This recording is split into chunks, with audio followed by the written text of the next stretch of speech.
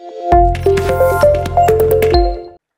आपल्या विजन 2029 या नवीन विकासाच्या पर्वाकडे वाटचाल करत असताना आज जो कार्यक्रम या ठिकाणी आयोजित करण्यात आला त्याकरता तमाम आपले नगरकर आज या कार्यक्रमाच्या निमित्तानं उपस्थित झालेले आहेत। उपस्थित जणांचं सर्वच मान्यवरांचं मी आपलं मनपूर्वक या ठिकाणी हार्दिक असं स्वागत करतो। आज आपल्याकडं हा एक विजन डॉक्युमेंट ही मांडत असताना मागच्या 5 वर्षापूर्वी देखील असंच एक विजन डॉक्युमेंट हे आपल्याकडनं सादर करण्यात आलं होतं। प्रत्येक शहरवासियांची एक भावना असते की निवडणुकीला ज्यावेळेला आपण सामोरे जातो, मतदार म्हणून आपण ज्यावेळेला मतदान करतो, तर निश्चित आपल्या प्रत्येक मतदाराच्या एक माफक अपेक्षा असतात, एक जनभावना असते आणि त्या भावनेच्या आधारावरती आपण अपेक्षा ठेवून मतदान एक मोलाचं असणारं एक दान हे आपण आमच्यासारख्या कार्यकर्त्यांच्या पाठीमागे एक शक्ती मतदान रूपी उभा करत असता। आणि म्हणून ही मतदान रूपी ज्यावेळेला आपण शक्ती उभा करता तर त्याच्या माध्यमातून आपल्यालाही 5 वर्ष हे कुठेतरी आपल्याला वाटतं की आपण जे आपलं बहुमोल असणारं हे मौल्यवान असणारं जे मतदान दिलेलं आहे तर त्याच्याकरता आपण दिलेला हा व्यक्ती हा कशा रीतीने काम करतो। आणि म्हणजे ज्यावेळेला मागच्या 5 वर्षापूर्वी 2019च्या कालखंडामध्ये ज्यावेळेस आपण याच अशाच अनुषंगानं एक वेगळं विजन डॉक्युमेंट आपल्या सर्वांसमोर सादर केलं होतं, तर त्या सादरीकरणामध्ये असे अनेक वेगवेगळे मुद्दे आपण मांडलेले होते आणि त्याच्यामध्ये जे मुद्दे मांडले गेले त्याच्यातनं बहुतांश मुद्दे हे आपण यशस्वी करण्यामध्ये पूर्ण करण्यामध्ये आपण यशस्वी झालेलो आहोत। त्याचा एक मला स्वतःला एक वेगळं समाधान आहे। निश्चित आपण प्रत्येकजण प्रयत्न करत असतो की त्याला आपल्याला जे आपण सांगितलं असेल ते 100% पूर्ण झालं पाहिजे, पण आपल्या सर्वांना ज्ञात आहे की कोविडसारखं एक फार मोठं संकट हे आपल्याकडेच नाही आलं तर हे जगाच्या पाठीवरती आलं। भारत देशामध्ये नाही आलं तर जगामध्ये आलं, आपल्या शहरामध्ये नाही आलं तर संपूर्ण देशभरामध्ये आलेलं आहे। आणि म्हणून त्या संकटकालीन परिस्थितीमध्ये अनेक लोकांचे प्राण गेले, अनेक लोकांचे उद्योग व्यवसाय ठप्प झाले, अनेक लोक आर्थिकदृष्ट्या अडचणीमध्ये आले, अनेक जण जे कुठेतरी छोट्या मोठ्या व्यवसायाकडे नोकरीला असतील त्यांच्या नोकऱ्या गेल्या कारण त्याचा व्यवसाय बंद पडला। आणि अशा वेगवेगळ्या संकटकालीन परिस्थितीला आपण सर्वच मानवी जीवनामध्ये प्रत्येक व्यक्ती वावरणारा व्यक्ती त्या गोष्टीला सामोरे गेला आणि त्याबद्दल आपण देखील नगरकर देखील आपण प्रत्येक त्या गोष्टीला सामोरे गेलो आहोत। मी देखील त्याच्यामध्ये एक जण आहे की आपण अनेक गोष्टी आपण स्वतः त्या पाहिल्यात, त्या गोष्टीला सामोरे गेलो आहे। आणि म्हणून हे सगळं सामोरं जात असताना आज कुठेतरी आपण जे काम मी केलंय वा पुढचं विजन काय असणार आहे याच्या बाबतीतलं आज आपलं हे एक विजन डॉक्युमेंट 2029 हे आपण आज आपल्या सर्वांसमोर या ठिकाणी मांडण्याचा प्रयत्न आपण या ठिकाणी करत आहोत। त्याकरता आपलं पुन्हा एकदा मी स्वागत करतो आणि आपण आता जे आपलं काम हे झालेलं आहे त्याच्याकरता आपण आता सुरुवात करत आहोत।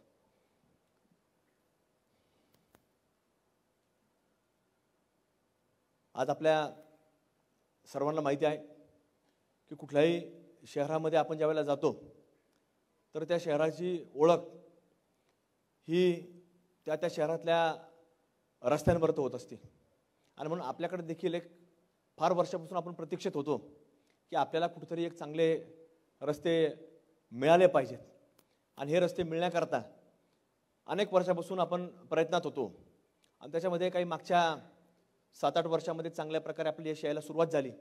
आणि तसं नगर शहर हे भौगोलिकदृष्ट्या आपण जर पाहिलं तर 10-12 वर्षापूर्वीचं असणारं एक शहर हे मर्यादित शहर होतं आणि आताची जर परिस्थिती पाहिली तर ह्या 10-12 वर्षामध्ये शहराचे वेगवेगळे उपनगर त्या उपनगरांमध्ये असणाऱ्या लोकवस्त्या ज्या मर्यादित होत्या ते आता अगदी मोठ्या संख्येनं मोठ्या प्रमाणामध्ये वाढलेल्या आहेत। म्हणजे प्रत्येक उपनगरात जर तुम्ही गेले तर लोकवस्ती ही 40-40, 50-50 हजारच्या पुढे लोकवस्ती गेलेली आहे। मतदार यादीमध्ये नावं कमी असतात कारण की ते ग्रामीण भागातल्या तिथल्या मतदारसंघामध्ये त्यांची नावं असतात, त्यामुळे बरीच लोक बहुतांश लोक आपल्याकडं नावं घालण्याकरता किंवा तिथल्या कुठला तरी कुटुंबातला सदस्य त्या मतदारसंघामध्ये ग्रामपंचायत असेल सोसायटी असेल तिथं निवडणूक त्यांच्या घरातला सदस्य राहत असतो म्हणून ते आपल्याकडे मतदार यादीमध्ये नावं करता फार पुढाकार घेत नाही। पण आज ह्या प्रत्येक उपनगरामध्ये आपण जर गेलो तर आज एक मोठं रस्त्यांचं जाळं, जसं अलीकडच्या काळामध्ये आपण सगळेजण पाहतोय, ऐकतोय की एक 150 कोटीचा निधी आला. आपण सर्वच लोकांनी त्याचं अनेक ठिकाणी आपण पाहिलेत. रस्त्यांचे कामं चालू आहेत. रस्त्यांच्या कामाच्या बाबतीमध्ये आपण प्रत्येकजण पाहत आहोत की प्रत्येक उपनगरामध्ये गेलो किंवा शहराच्या मध्यवर्ती भाग असणारा देखील आपण जर परिसर पाहिला तर त्या प्रत्येक ठिकाणी आपण रस्त्याची कामं चालू पाहायला मिळतात. आणि ही रस्त्यांची जी कामं आहेत ही काय तात्पुरत्या स्वरूपाची नाही आहे. ही प्रत्येक काम, हे प्रत्येक पाऊल जे आपण उचलतोय ते भविष्यातल्या म्हणजे 15-20 वर्षाचा एक विजन ठेवून हे प्रत्येक कामाला आपण सुरुवात केली आहे. आणि याच्यामध्ये आपण जर पाहिलं, प्रामुख्याने जर पाहिलं तर आज मध्यवर्ती शहरातला जो प्रमुख रस्ता आहे जुन्या शहरातला, तो पत्रकार चौकाकडनं आपल्या अप्पू चौक, अप्पू चौकातून हत्ती चौक आणि हत्ती चौकातनं तेलीखुंट आणि तेलीखुंटातून कापड बाजार आणि कापड बाजारातनं आपण जर पाहिला तर आपल्या आषाढोकी चौकापासून अगदी मायवड्याच्या ग्रामदेवत विशाल गणपतीपर्यंत संपूर्ण कॉन्क्रीट करण्याचं काम सुरू झालेलं आहे. त्याच्यातला फक्त एकच पट्टा अप्पू हत्ती ते हत्ती चौक हाच डांबरीकरण आहे. बाकी उर्वरित जो पट्टा आहे हा संपूर्ण कॉन्क्रीटकरण आहे. आणि त्याच्यामध्ये ते रस्त्याचं काम हे आता खोदाई करून, खोदाई कशा करता करायची, अनेक लोकांचा प्रश्न असतो की खोदाई कशा करता करायची, कारण की हे जुनं शहर आहे. आणि इथं जर आपण पाहिलं तर हा संपूर्ण ज्या वेळेला आराखडा तयार केला, आराखडा तयार करत असताना याच्या बाबतीमध्ये एक वेगळी कन्सल्टंट एजन्सी अपॉइंट करण्यात आली. आणि ह्या एजन्सीच्या माध्यमातून कुठं काय प्लॅनिंग असलं पाहिजे, जसं आपण एखाद्या घराचं बांधकाम करतो, तर घराचं बांधकाम करत असताना जसं आपण पाईल घेतो तर पाईल किती खोल घ्यायची, मुरुम किती, कुठपर्यंत किती फुटापर्यंत मुरुम लागतो आणि बिल्डिंग किती वर जाणार आहे, त्याच्यावरती आपण हे सगळं नियोजन आपण त्याच्या माध्यमातून आपण करत असतो. तशाच प्रकारचं ह्या सगळ्या परिसरामध्ये देखील आपल्याकडं नगरमध्ये जर पाहिलं तर बहुतांश ठिकाणी आपल्याकडे संपूर्ण एक काही केडगावचा परिसर आणि काही गुलमोहर रोडच्या भागातला परिसर हाच फक्त मुरुम असणारा परिसर आहे. बाकी बऱ्याच ठिकाणी म्हणजे 80-90 ठिकाणी आपल्याला सगळ्या ठिकाणी ब्लॅक कॉटन सॉईल पाहायला मिळते. आणि त्यामुळं पावसाळ्यामध्ये हे ज्यावेळेस पाणी खाली जातं तर त्यावेळेला त्याचा एक खाली जमीन फुगती आणि फुगल्यानंतर त्याला क्रॅक डेव्हलप होतात. किंवा ते डांबरी जर असेल तर डांबरीकरण ते फार काळ टिकत नाही, खालून त्याला वल राहते. आणि म्हणून हे सगळं प्रयोजन हे जे करण्यात आलेलं आहे, आज प्रत्येक रस्ता खोदाई करणं, कारण जिथं जुने घरं असतात, जिथं जुने काही व्यावसायिक असतात, दुकानं असतात, तर त्या ठिकाणी आपल्याला कुठेही ते रस्ते वरती जाता कामा नाही. घरांचं नियोजन हे जास्तीत जास्त करता आलं पाहिजे, पाणी कुठं गेलं नाही पाहिजे. आणि मग त्याच्याकरता आज एक काळे मातीचा एक चांगला लेअर पूर्णतः आपण काढू शकत नाही, पण बऱ्यापैकी लेअर बाजूला करणे, त्याच्यामध्ये मुरुम फिलिंग करणे, सोलिंग करणे, चांगल्या प्रकारे त्याला रोलिंग करणे आणि त्याच्यावरती एक खालचं PCC कॉन्क्रीट आणि त्याच्यावरती नंतर फायनल लेअरचं कॉन्क्रीट, असं हे प्रत्येक रस्त्याच्या बाबतीमध्ये पुढाकार घेऊन आज हे नियोजन सुरू झालेलं आहे.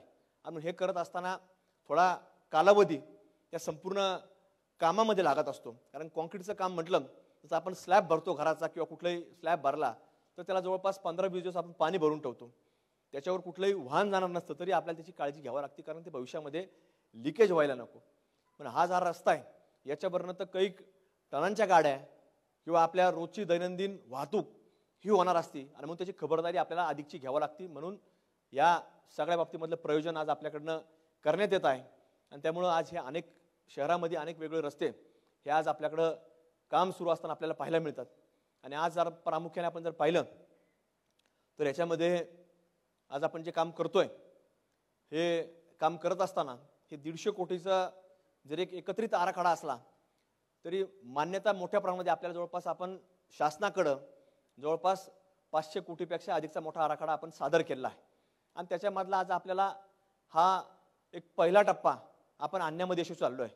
आज भारत देशाला स्वातंत्र्य मिळून जवळपास 75 वर्ष पूर्ण होऊन गेलेले आहेत, पण एवढ्या कालावधीनंतर देखील आपल्या शहराला एवढा मोठा निधी कधी आजपर्यंत कधी मिळालेला नव्हता. म्हणजे आज हे मी सांगतो म्हणून नाही, तर आज आपण कुठल्याही माहितीच्या अधिकारात जरी विचारलं किंवा कुठल्याही एखाद्या माहितीतल्या तज्ज्ञ माणसाला विचारलं तरी त्याच्या बाबतीमधलं आपल्याला कुणी माहिती देण्याचं काम तुम्हाला निश्चित रूपानं केलं जाईल. पण एवढा मोठा निधी रस्त्यांकरता कधी आला नाही. आणि म्हणून हे एक चांगलं रस्त्यांचं जाळं हे आपण निर्माण केलेलं आहे. आणि ह्याच्यामध्ये आत्ताशी जवळपास 5-6 रस्त्यांचे कामं सुरू झालेले आहेत. याच्यामध्ये जवळपास असे DP रोड म्हणजे 12 मीटर आणि 12 मीटरच्या पुढचे असणारे रोड असतात ते आत्ताशी हे 5-6 रस्त्यांचं काम सुरू झालेलं आहे. अजून अधिकच्या रस्त्यांचं कामं एक एक पूर्णत्वाकडे जात असताना इतर रस्त्यांची देखील कामं आपल्याला सुरू झालेले पाहायला मिळणार आहे. आणि जो रस्ता पूर्ण होईल त्याचं पुन्हा आपल्याला कुठल्याही प्रकारची अडचण ह्या बाबतीमधली, रस्ता खराब होण्याच्या बाबतीमधली, खड्ड्यांच्या बाबतीमधली किंवा आपल्याला हे रस्ते क्लिनिंग केले, कारण जसं आपण आज पाहतो असे रस्ते झाल्यानंतर याला क्लिनिंग कशी करावं लागणार आहे, तर याला भविष्यामध्ये झाडू कामगार नाही, तर याला आपल्याला जसे आज मुंबईमध्ये पुण्यामध्ये अनेक लोक आपल्याकडे जात असतात.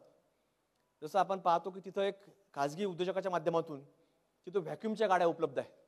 आता भविष्यामध्ये आपल्याला देखील जसं फॉरेन कंट्रीमध्ये आपले बरेच लोक जातात, पुण्यामध्ये आपल्याकडे लोक जातात, तर तिथं जे व्हॅक्यूमच्या माध्यमातून रस्ते जे साफ करतात, तर तसं आपल्याला ते कॉन्क्रीट झाल्यानंतर आपल्याला देखील तशा गाड्या या आपल्या नगरच्या धर्तीवरती आपल्याला साफसफाईच्या बाबतीमध्ये आपल्याला उपलब्ध करावं लागणार आहेत. आणि एक रस्त्यांचं जाळं उभं राहिल्यानंतर जसं अनेक वेळेला आम्ही सांगत असतो, रस्ता म्हणजे जसं आपल्या शरीरामध्ये जेवढ्या रक्तवाहिनी असतात, तर तशा प्रकारे त्या शहराची ओळख रस्त्या म्हणजे त्या शहराच्या एक रक्तवाहिन्या असतात. आणि म्हणून या चांगल्या दर्जाचे झाल्यानंतर, चांगल्या रक्तवाहिन्या निर्माण झाल्यानंतर एक शहराचा दर्जा हा महाराष्ट्रामध्ये उंचावणार आहे आणि त्यामुळे एक शहर चांगल्या रूपानं नावारूपाला येणार आहे. म्हणून आज आपल्याकडे असे अनेक रस्ते आहेत की याची यादी आपण वाचू शकतो. अनेक आता ही वृत्तपत्रांमधून, टी व्ही चॅनलच्या माध्यमातून अनेक लोकांनी यादी पाहिलेली आहे. त्याच्यावरती फार मी आता आपला वेळ घेणार नाही. पण हे सगळं काम पुढे जात असताना आज एक जसं कोविडचा मी उल्लेख केला, जवळपास आपले 2-2.25 वर्ष, 5 वर्षाचा जो कार्यकाळ असतो, या कार्यकाळामध्ये जसं 2 वर्ष कोविडमध्ये गेले आणि कोविडमध्ये गेल्यानंतर आपल्याला जसं व्यवसाय ठप्प झाले, नोकऱ्या ठप्प झाल्या, तर तशाच रीतीनं अनेक लोकांच्या बाबतीमध्ये अडचण झाल्या. तसं एक हॉस्पिटलचा एक विषय फार महत्त्वाचा होता की नगरला एक मोठं हॉस्पिटल हे आपल्याला असणं गरजेचं होतं. महानगरपालिकेची एकच जुनी वास्तू होती, आता मला ती आठवत नाही की कधीच्या काळातली ती होती, पण ती कैलासवासी बाळासाहेब देशपांडे यांनी डोनेट केलेली वास्तू होती. आणि त्यामुळे त्या दवाखान्याचं नाव होतं कैलासवासी बाळासाहेब देशपांडे रुग्णालय. पण तो फक्त महिलांच्या करता ते हॉस्पिटल होतं. पण कोविडच्या काळामध्ये आम्ही पाहिलं की सिव्हिलला संपूर्ण कोविडचं हॉस्पिटल केल्यानंतर सगळी लोक ही महिलांच्या बाबतीमध्ये तिथं ज्या प्रसूती व्हायच्या, तर त्या सगळ्या देशपांडे हॉस्पिटलला डायव्हर्ट करण्यात आल्या आणि म्हणून तिथं फार मोठी अडचण निर्माण झाली होती. पण ज्या वेळेला एक विदर्भामध्ये एका रुग्णालयामध्ये काही दुर्घटना घडली आणि जे NICU होतं, NICU म्हणजे लहान मुलांचं ICU, त्या NICU मध्ये अनेक छोटी बालकं ती दगावली, ती मृत्यू पावली. आणि त्याच्यानंतर राज्य सरकारच्या वतीनं एक GR निघाला की सर्व हॉस्पिटलचे पत्रक निघालं की सर्वांचं ऑडिट करावं. आणि ज्यावेळेला ते ऑडिट झालं त्यावेळेला त्या आपल्या देशपांडे हॉस्पिटलचं देखील महानगरपालिकेच्या मालकीचं असणारं हॉस्पिटलचं ऑडिट झालं आणि त्याची वास्तू देखील आता कुठेतरी निकामी झाली. अशा प्रकारचा एक अहवाल हा शासनाकडे गेला. आणि ज्यावेळेला तसा अहवाल तयार झाला, ऑडिट झालं, ज्यावेळेला आमच्यासारख्या कार्यकर्त्यांना ते कळालं, आम्ही शासनाकडे पाठपुरावा सुरू केला की आता नगरचं विस्तार होतोय, लोकसंख्या वाढती आणि सर्वसामान्य लोकांकरता कुठेतरी आपल्याला एक मोठं रुग्णालय हे असलं पाहिजे, जिथं किमान आपल्याला OPD तरी एक मोफत मिळाली पाहिजे, प्राथमिक उपचार हे मोफत मिळाले पाहिजेत. ह्या सगळ्यांकरता एक आम्ही शासनाकडे पाठपुरावा सुरू केला आणि शासनाच्या मदतीनं जवळपास एक कोट्यवधी रुपयाचं एक एवढं मोठं, आज आपण पाहतो की 150 बेडचं एवढं मोठं एक वास्तू हॉस्पिटल आज आपल्याकडे याचं संपूर्ण काम पूर्ण झालंय. आता इंटिरियरचं काम चालू आहे. म्हणजे हे कुठलंही आश्वासन नाही, हे आज काम पूर्णत्वाकडे चाललेलं आहे. आणि ही वास्तू अशाच पद्धतीचे आपण संकल्पचित्र पाहतोय, अशाच प्रकारची वास्तू आता ही उभी राहिली आहे. याच्यामध्ये अगदी चांगल्या प्रकारच्या 2 स्वतंत्र लिफ्ट आहेत, बेसमेंट पार्किंग आहे, आजूबाजूला पार्किंग आहे, मोठी व्यवस्था याच्यामध्ये करण्यात आली आहे. आणि आता जसं देशपांडे हॉस्पिटल हे फक्त महिलांकरता होतं, तर हे महिलांकरता फक्त नसून हे अगदी लहान मुलांपासून तर वयोवृद्ध लोकांपर्यंत ही चांगल्या प्रकारची व्यवस्था ही आज करण्याचा प्रयत्न या हॉस्पिटलच्या माध्यमातून केला आहे. आणि हे हॉस्पिटल जे आहे हे बुडगाव रोडला, जिथं पूर्वी एक जिजामाता आरोग्य केंद्र होतं, पुढच्या बाजूला जवळपास मोठी जागा होती, पण त्याच्यातली 1 एकर जागा हॉस्पिटल युटिलाइज झालेली आहे. म्हणून याचं देखील नाव महानगरपालिकेच्या माध्यमातून जिजामाता रुग्णालय हे असं करण्यात आलेलं आहे. म्हणजे याचं उद्घाटन ज्यावेळेस होईल तर आपण याला संबोधित असताना याला जिजामाता रुग्णालयाचं उद्घाटन असंच एक नाव हे हॉस्पिटलला असणार आहे. आणि म्हणून हे असं एक मोठं काम जे आजपर्यंत हे नगरच्या, जसं मी सांगितलं की स्वातंत्र्य मिळून 75 वर्ष झालीत, तर 75 वर्षामध्ये असं कुठलंही कधी प्रयोजन कुठल्याही कार्यकर्त्यांनी आजपर्यंत केलं नाही. पण ज्यावेळेला तुमच्यासारख्या लोकांच्या माध्यमातून आमच्यासारखा कार्यकर्ता पुढे येतो, त्यावेळेला आमचं कर्तव्य असतं की प्रत्येक क्षेत्रामधलं काम हे पुढाकार घेऊन झालं पाहिजे. आणि म्हणून तशा प्रकारचा प्रयत्न आज आपल्या तुमच्या सर्वांच्या आशीर्वादाने झालेला आहे. आणि दुसरं की आज आपण जर पाहिलं तर हे देखील एक रुग्णालय, एक जसं महानगरपालिकेचे वेगवेगळे रिझर्वेशन असतात, तर रिझर्वेशनच्या माध्यमातून ज्यावेळेला आपल्याला काही महानगरपालिकेला हिस्सा मिळतो, तर तशी एक दुसरी वास्तू ही देखील हॉस्पिटलचीच आज आपल्याला काही याच्यामधला काही हिस्सा आपल्याला मिळणार आहे. 15,000 स्क्वेअर फूटचा हा हिस्सा आपल्याला महानगरपालिका रुग्णालयाकरता मिळणार आहे. त्यामुळे ही एक व्यवस्था एक आपल्या सावडी नाक्याच्या परिसरामध्ये ही आपल्याला मिळणार आहे. म्हणजे नगरच्या 2 भागांमध्ये आपल्याला ही 2 आरोग्य केंद्र मोठी हॉस्पिटलच्या रूपानं ही आपल्या सर्वांकरता ही असणार आहे. आणि म्हणजे आरोग्यामधलं एक विशेष काम, जसं रस्त्यांचं एक झालं, रस्ते तर अनेक रस्ते आहेत, तसं एक आरोग्याच्या बाबतीमधलं हे काम आता पुढं उभं राहिलेलं आहे. आणि अशी अनेक जवळपास 17 ते 18 अशी एक छोटी आरोग्य केंद्र आज महानगरपालिकेच्या आपल्या प्रत्येक विभाग वाईज, प्रत्येक वेगवेगळ्या उपनगरा वाईज ही अशी देखील उभा राहिलेली आहेत. आणि तिथं डॉक्टर असेल, स्टाफ असेल किंवा औषधोपचार असेल, ही सगळी व्यवस्था आज शासनाच्या मदतीनं आणि या ठिकाणी महानगरपालिकेच्या मदतीनं आज आपल्याकडे ही उभा राहिलेली आहे. म्हणजे हे सगळं काम हे आजपर्यंत आपल्याला शहरामध्ये कुठेही होत असताना आपल्याला पाहायला मिळत नव्हतं. आणि म्हणून आज हे सगळं काम पुढे जातंय. आज जसं मागच्या काळामध्ये आपण सर्वजण मागच्या वेळेस जर की आपण सांगितलं की क्रीडा विषयाला आपल्याला अनुसरून काहीतरी काम पुढच्या काळामध्ये करावं लागणार आहे. आणि तसंच एक मोठं आपल्याकडे असणारं एक वाड्यापार क्रीडा संकुल होतं की जे एक संकुल निर्माण झालं, त्याच्यामधल्या काही प्रमाणामध्ये काही खेळांच्या बाबतीमधल्या सुविधा निर्माण झाल्या, पण ज्याला फुल फ्लेज म्हणतो की फुल फ्लेज रूपानं त्याला कुठेही एक संकुल म्हणून, क्रीडा संकुल म्हणून आपल्याला त्याच्या बाबतीमधले खरं तर काम पाहायला मिळत नव्हतं. पण त्याचा देखील एक स्वतंत्र आराखडा हा इथल्या क्रीडा विभागाच्या माध्यमातून जिल्हाधिकाऱ्यांच्या मदतीने असेल, पालकमंत्र्यांच्या मदतीने असेल, कारण त्याच्या समितीचे प्रमुख पालकमंत्री असतात, या सर्वांकडनं तो करून घेण्याकरता आम्ही तो प्रयत्न केला. आणि जवळपास 51 कोटीचा आराखडा तो आपला हा संपूर्ण तयार झाला.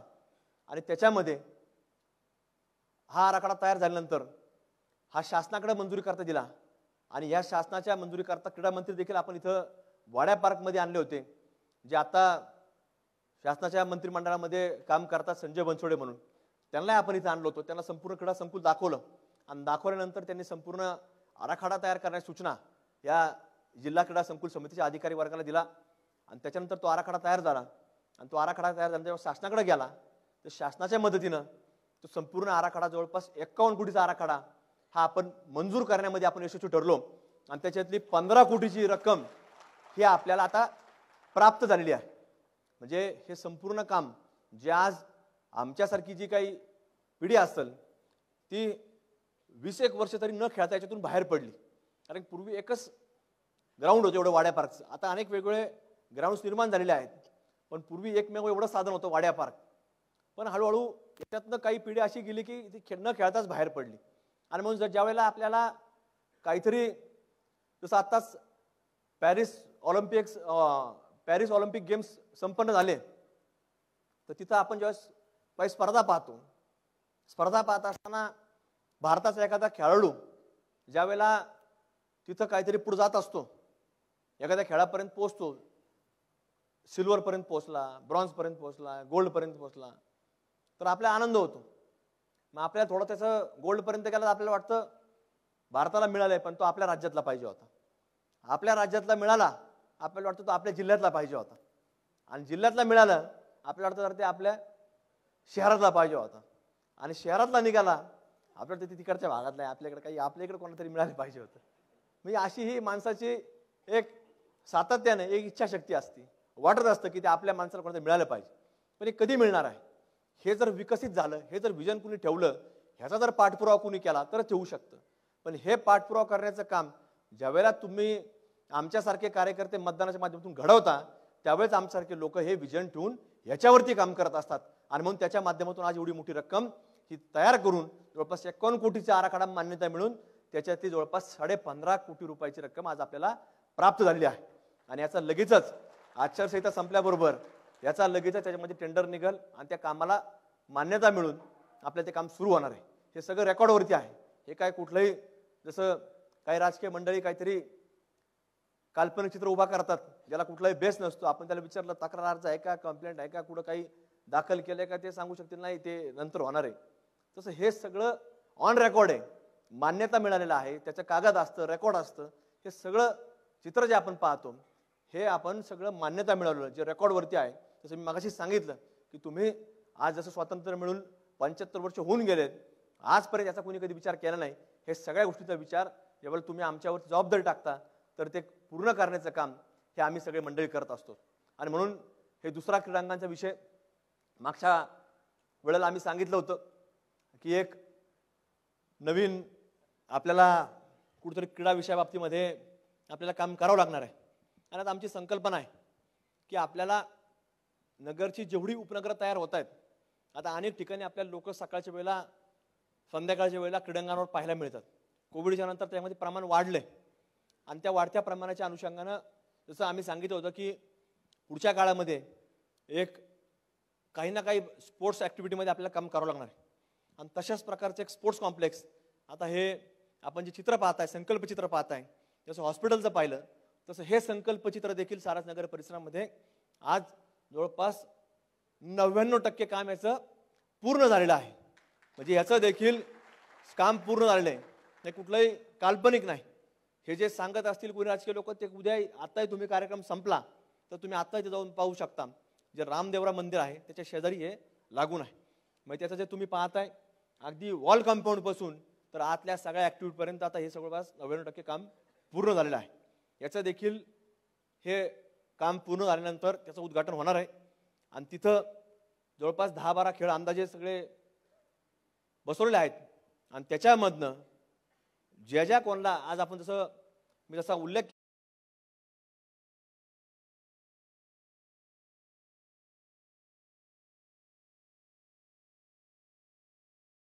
काळामध्ये होणार आहे.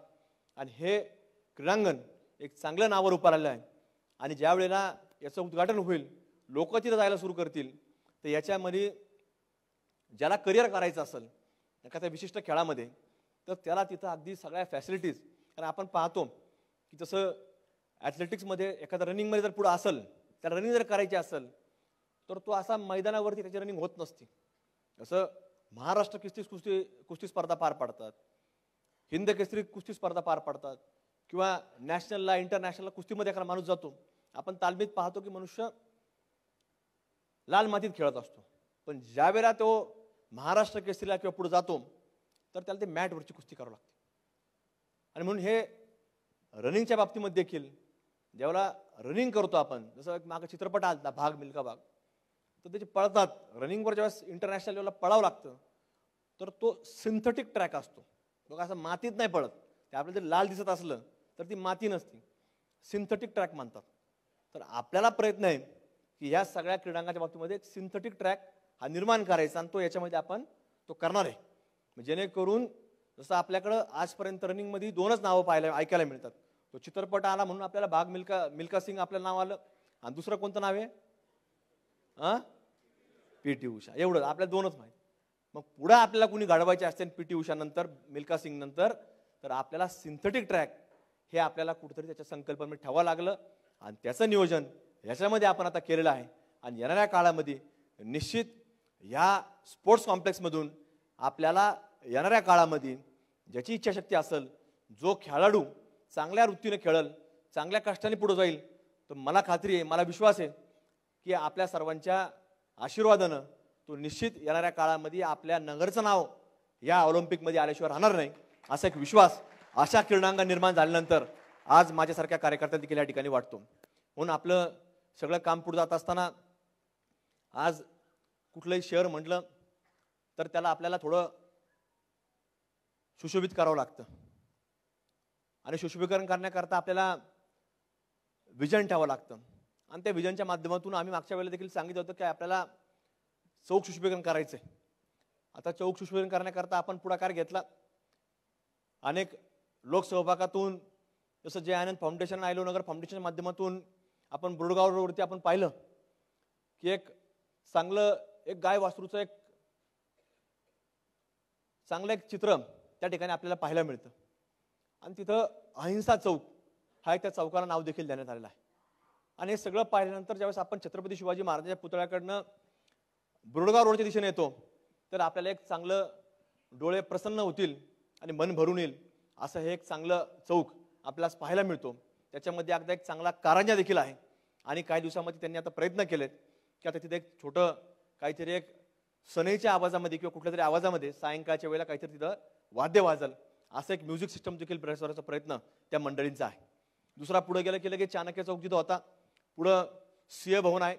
ते सिंह भवन भारतातल्या टॉप 5 मध्ये सिंह भवन येतं की ज्या सिंहांच्या जेवढ्या वास्तू आहेत भारतभरामध्ये तर त्याच्यामध्ये आपली टॉप 5 मध्ये एक वास्तू येते.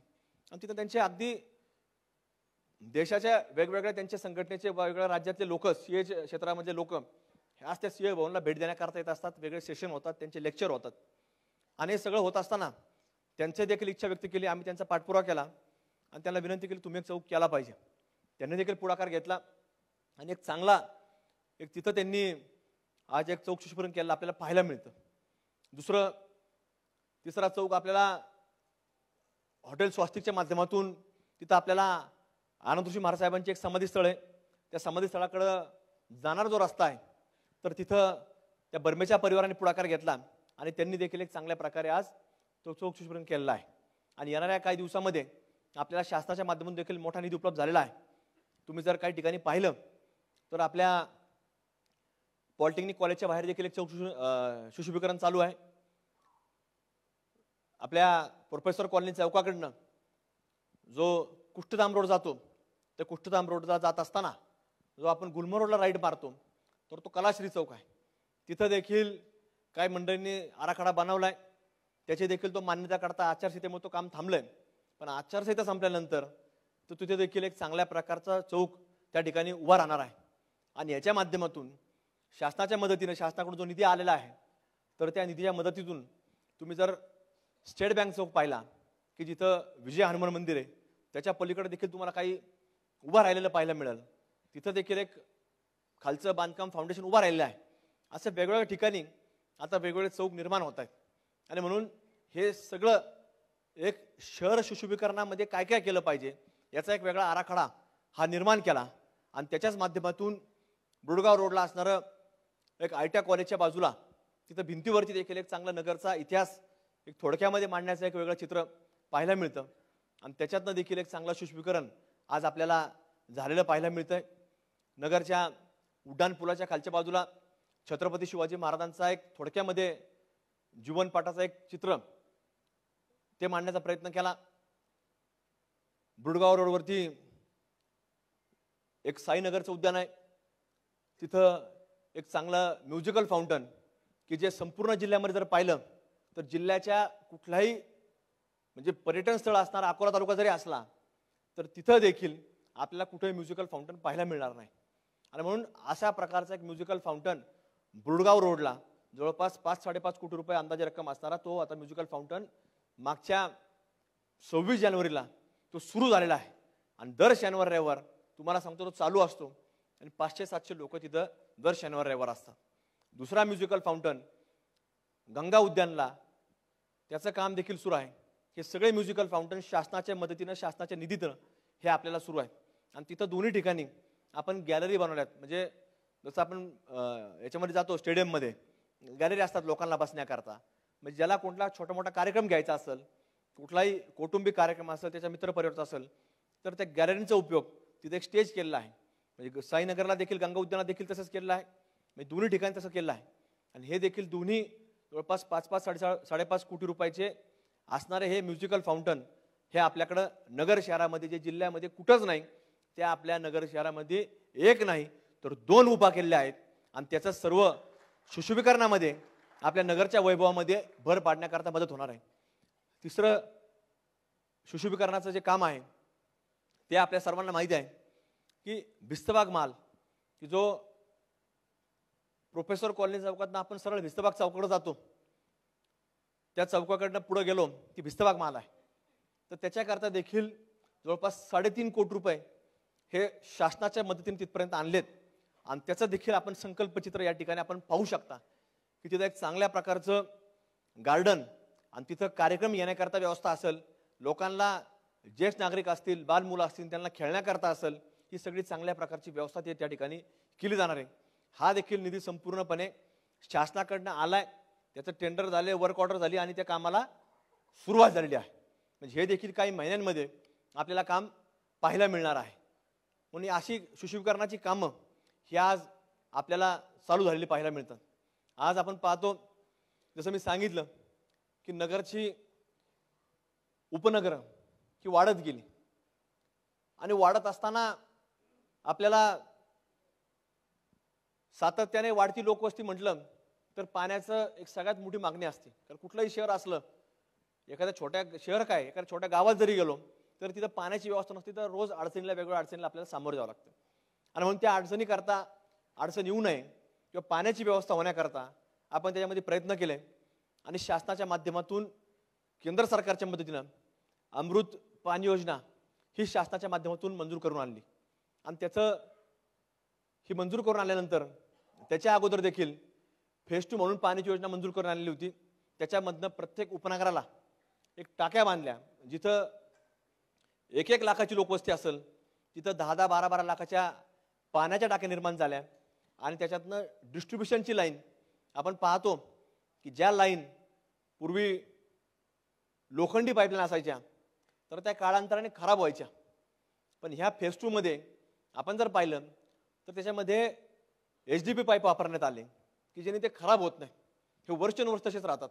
आणि HDPE पाईपच्या माध्यमातून पाण्याचा जो स्पीड असतो तर तो देखील फास्ट पुढे जात असतो. तशा प्रकारचं नियोजन त्या फेज 2 मधून करण्यात आलं. आणि जसं ही अमृत पाणी योजना म्हणजे काय की जसं 72च्या दशकामध्ये ज्यावेळेला नगर शहराला एकच पाणी योजना मंजूर झाली तर त्याच्यानंतर कुठल्याही प्रकारची नगरला पाणी योजना आजपर्यंत मिळालेली नव्हती. म्हणजे नगरला येणारं पाणी 72च्या दशकामध्ये आलेल्या योजने माध्यमातून आपल्याला पाणी मिळत होतं, पण नगरची लोकसंख्या 72 नंतर आज पर्यंत म्हणजे चौपट नाही तर 10-20 पट वाढलेली आहे. पाणी मागणी वाढली पण येणारी आवक काय वाढलेली नव्हती.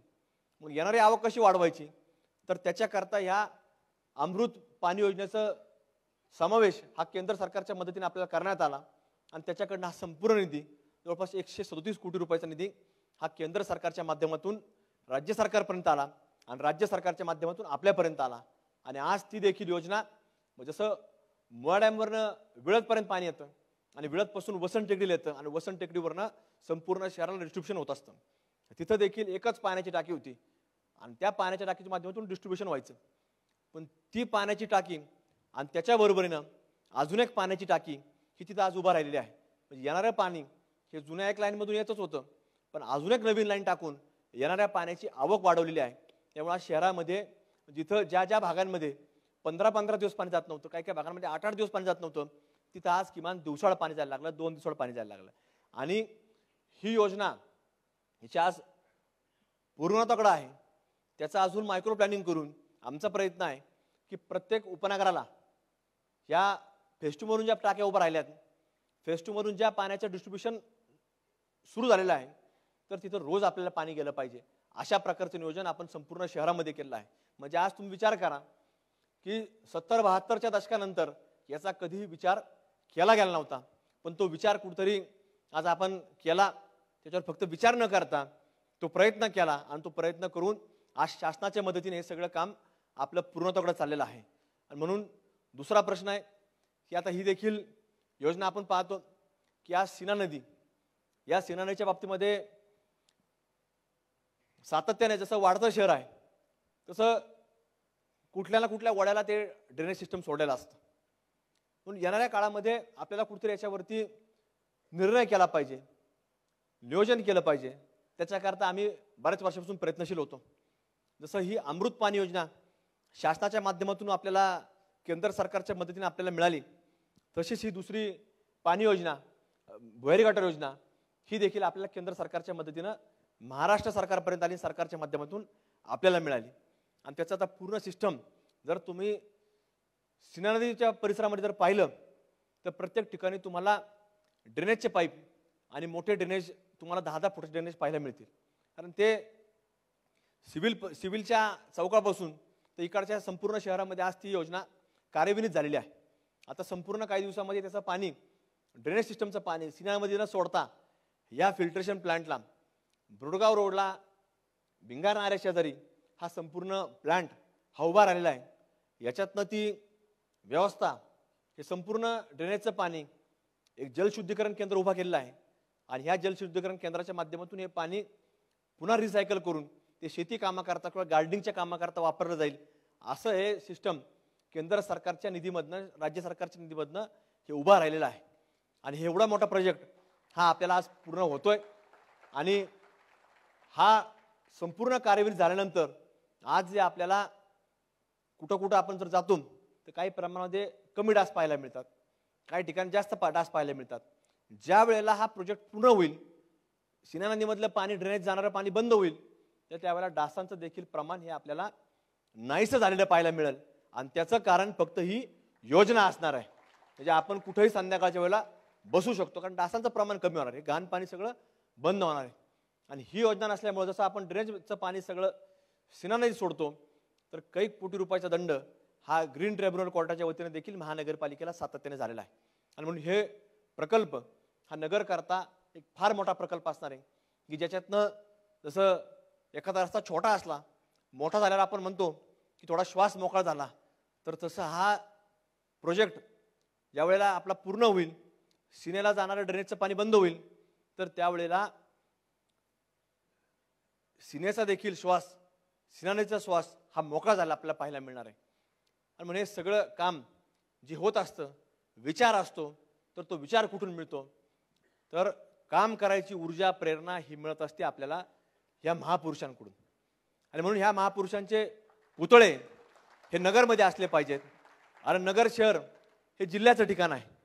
आणि जिल्ह्याचं ठिकाण जर आपल्याला त्या प्रकारे जर आपल्याला करायचं असेल, त्याला एक वेगळं वैभव निर्माण करायचं असेल, तर त्याच्यामध्ये आपल्याला काम करावं लागतं. याची मागणी ही बऱ्याच वर्षापासून होती, पण त्याच्यामध्ये आपल्याला काही अनेक लोकांनी प्रयत्न केले, म्हणजे मीच नाही, अनेक लोकांच्यामध्ये प्रयत्नशील होते. मी सुद्धा बऱ्याच वर्षापासून प्रयत्नशील होतो, पण त्यामध्ये फार काही यश मिळत नव्हतं.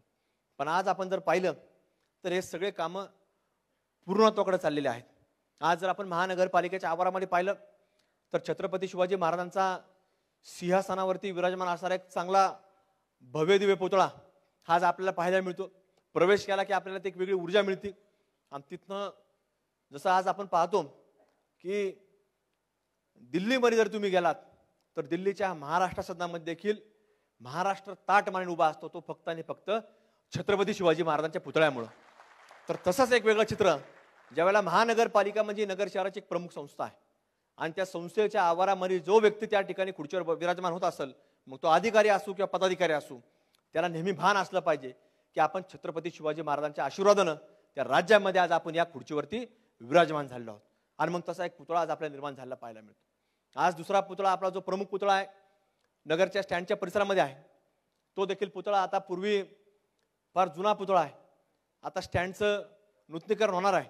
त्याच्यामध्ये आमचा प्रयत्न आहे की जसं संभाजीनगर शहरामध्ये की तिथं पुतळा मोठा उभा केला, तर तशाच प्रकारचा आमचा प्रयत्न की थोडा आता त्याला जागा मागं सरकून घ्यायची आणि त्याची उंची ही थोडी वाढून घ्यायची.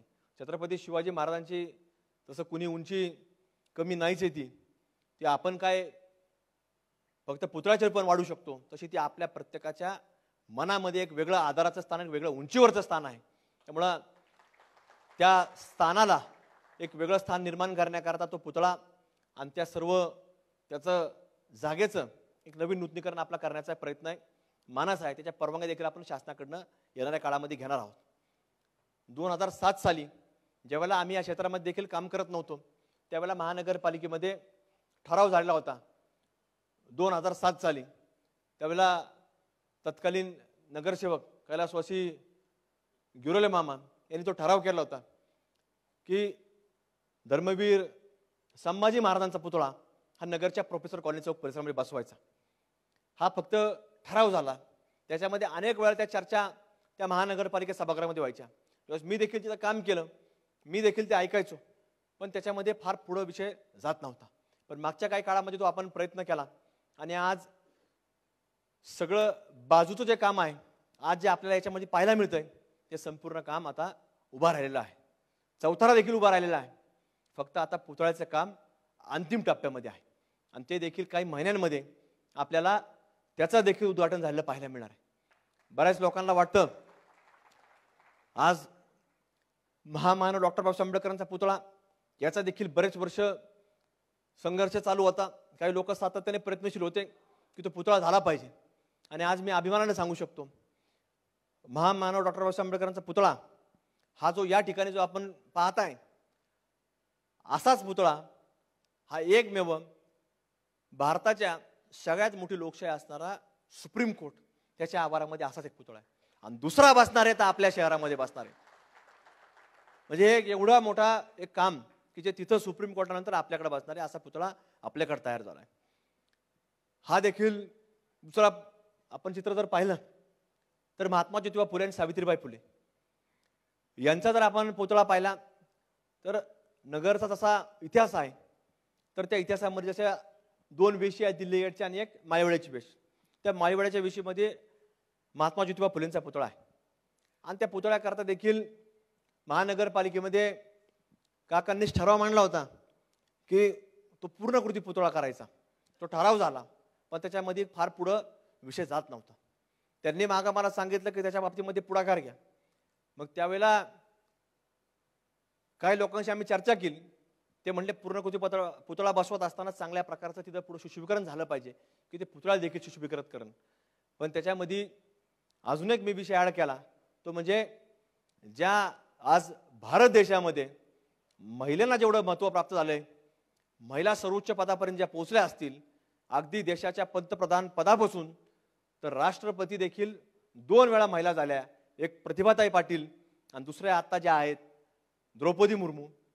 ह्या महिला राष्ट्रपतीपासून महिला पंतप्रधानापर्यंत जर कोणामुळे गेल्या असतील त्या स्त्री शक्तीला एक वेगळी शक्ती देण्याचा शिक्षणाचे द्वार उघडणारा हा एकमेव जी व्यक्ती होती ती सावित्रीबाई फुलेंची आणि म्हणून त्यांचा देखील पुतळा याचं सुद्धा संपूर्ण काम हे आता संकल्पचित्र झालंय. याला शासनाची मान्यता मिळाली. त्याचं टेंडर देखील झालं. वर्क ऑर्डर देखील सुरू झालेलं आहे. त्याचं देखील आपलं काम सुरू होणार आहे. म्हणजे ही सगळी कामं ही आज आपल्याकडे पूर्णत्वाकडे आहे. म्हणजे ह्या सगळ्या कामांच्या माध्यमातून पुतळ्याच्या माध्यमातून काय होत असतं की पुढं जी पिढी घडत असते त्या पिढीला कुठेतरी या गोष्टींचा विसर पडता कामा नये. कारण आज आपण पाहतो की इंटरनेटच्या माध्यमातून ही पिढी बाहेरचं ज्ञान अवगत करण्याचा बराच प्रयत्न करत असते. वेगवेगळ्या माहित्या गोळा करण्याचा प्रयत्न करत असते. पण ह्या सगळ्या प्रयत्नांमध्ये कुठेतरी हे महापुरुष कोण होते यांची विचार काय होती यांनी या समाज व्यवस्थेमध्ये काय योगदान दिलेलं आहे हे देखील कुठेतरी या पुतळ्यांच्या माध्यमातून त्या विचारांना उजाळा मिळाला पाहिजे. आणि म्हणून हा उजाळा हा फक्त उजाळा नाही तर हा एक विचारधारा आहे. ती कधी न संपणारी विचारधारा आहे आणि ती विचारधारा मला खात्री आहे या पुतळ्यांच्या निर्मितीच्या माध्यमातून ती नगर शहराच्या एक चांगल्या विचारधारेला एक बळ दिल्याशिवाय राहणार नाही. आणि नगरच्या संपूर्ण वैभवामध्ये ह्या ज्या पुतळे उभा राहतील त्याच्या माध्यमातून आपल्याला एक चांगल्या प्रकारचा समाजाला दिशा मिळण्याकरता मदत होत असते. आणि म्हणून आपल्या सर्वांना महाराष्ट्रातल्या भूमीतल्या प्रत्येक नागरिकाला अभिमान पाहिजे की डॉक्टर बाबासाहेब आंबेडकर महाराष्ट्रातून होऊन गेले. महात्मा ज्योतिबा फुले सावित्रीबाई फुले महाराष्ट्रातून होऊन गेले. छत्रपती शिवाजी महाराज असतील संभाजी महाराज असतील ही सगळी माणसं महाराष्ट्रातल्या भूमीतनं होऊन गेले आणि त्यांनी दिशा या संबंध भारत देशाला दिशा देण्याचा प्रयत्न केला. आणि म्हणून त्यांच्या नावाचा गवगवा आज संपूर्ण भारतभर होत असताना आपल्याला पाहायला मिळतो. आणि आपल्या सर्वांकरता ही बाब फार भूषणाची बाब आहे. आणि म्हणून त्यांच्या पुतळ्यांची निर्मिती हे करणं हे आपल्या सर्वांचं एक कर्तव्य आहे. म्हणून ते काम आज आपल्याकडे पुढे सुरू आहे. आज दुसरा एक पुतळा आपण पाहतो हे छत्रपती चौथे शिवाजी महाराज यांचा पुतळा देखील आपल्या रेसिडेन्शियल कॉलेजच्या गेट समोर आहे. हे नगरमध्ये ब्रिटिशांकडून त्यांची काहीतरी एक हत्या करण्यात आलेली होती आणि म्हणून त्यांचं देखील समाधीस्थळ या ठिकाणी आहे. आणि म्हणून त्यांच्या देखील विचारांना उजाळा मिळाला पाहिजे. छत्रपती शिवाजी महाराजांचे चौथे वंशज होते आणि म्हणून त्यांचा देखील पुतळा आज आपल्या नगरच्या भूमीमध्ये आहे. त्यामुळे आपल्या सर्वांना ते एक स्मरणात असलं पाहिजे. त्या परिसरात देखील एक सुशोभीकरण करण्याचं काम हे आपल्या सर्वांच्या पुढाकारातून आज या ठिकाणी होतंय. म्हणून आज आपल्याकडं दुसरा विषय आता आज आपण पाहतो की नगरमध्ये पूर्वी प्रत्येक ठिकाणी कंटेनर असायचे ठेवलेले कचऱ्याचे. आम्ही प्रयत्न केला की आपल्याला कचरा कुंडीमुक्त शहर करायचं. पूर्वी गाड्या यायच्या, कंटेनर उचलायचे आणि त्या गाड्यांमध्ये घेऊन जायचे. काही काही ठिकाणी कंटेनर सुद्धा टिकत नव्हते, मग एक स्पॉट असा त्या ठिकाणी राहायचे. पण आम्ही प्रयत्न केला की आपल्याला कुठेतरी कचरा कुंडीमुक्त शहर करायचं. आणि मग नगर शहरामध्ये जवळपास घंटा गाड्या ह्या सातत्याने राबवल्या पाहिजेत. म्हणून आपण पाहतोय की आता आज घंटा गाड्या ह्या शहरामध्ये दाखल झाल्यात मागच्या काही वर्षामध्ये. आणि एक अधिकृत ज्या कचरा कुंड्या होत्या ह्या आपण काढून टाकल्या. आज लोक काही प्रमाणात कुठेतरी टाकतात कचरा. त्यांची विनंती असेल मला की तुम्ही सगळ्यांनी आता हे कचरा कुंडी जी गाडी येत नसेल, तुम्ही आपल्या सर्वांच्या संबंधात कुणी ना कुणी नगरसेवक असतो, आमच्यासारखे कार्यकर्ते असतात, अधिकारी वर्ग, आपल्याला सगळ्यांचे नंबर असतात, आपण संपर्क केला पाहिजे. पण कुठेही आपल्या शहरामध्ये कुठेतरी कचरा आपण टाकू असं कुणी करू नये अशी एक विनंती आजच्या कार्यक्रमाच्या माध्यमातून आपली असणार आहे.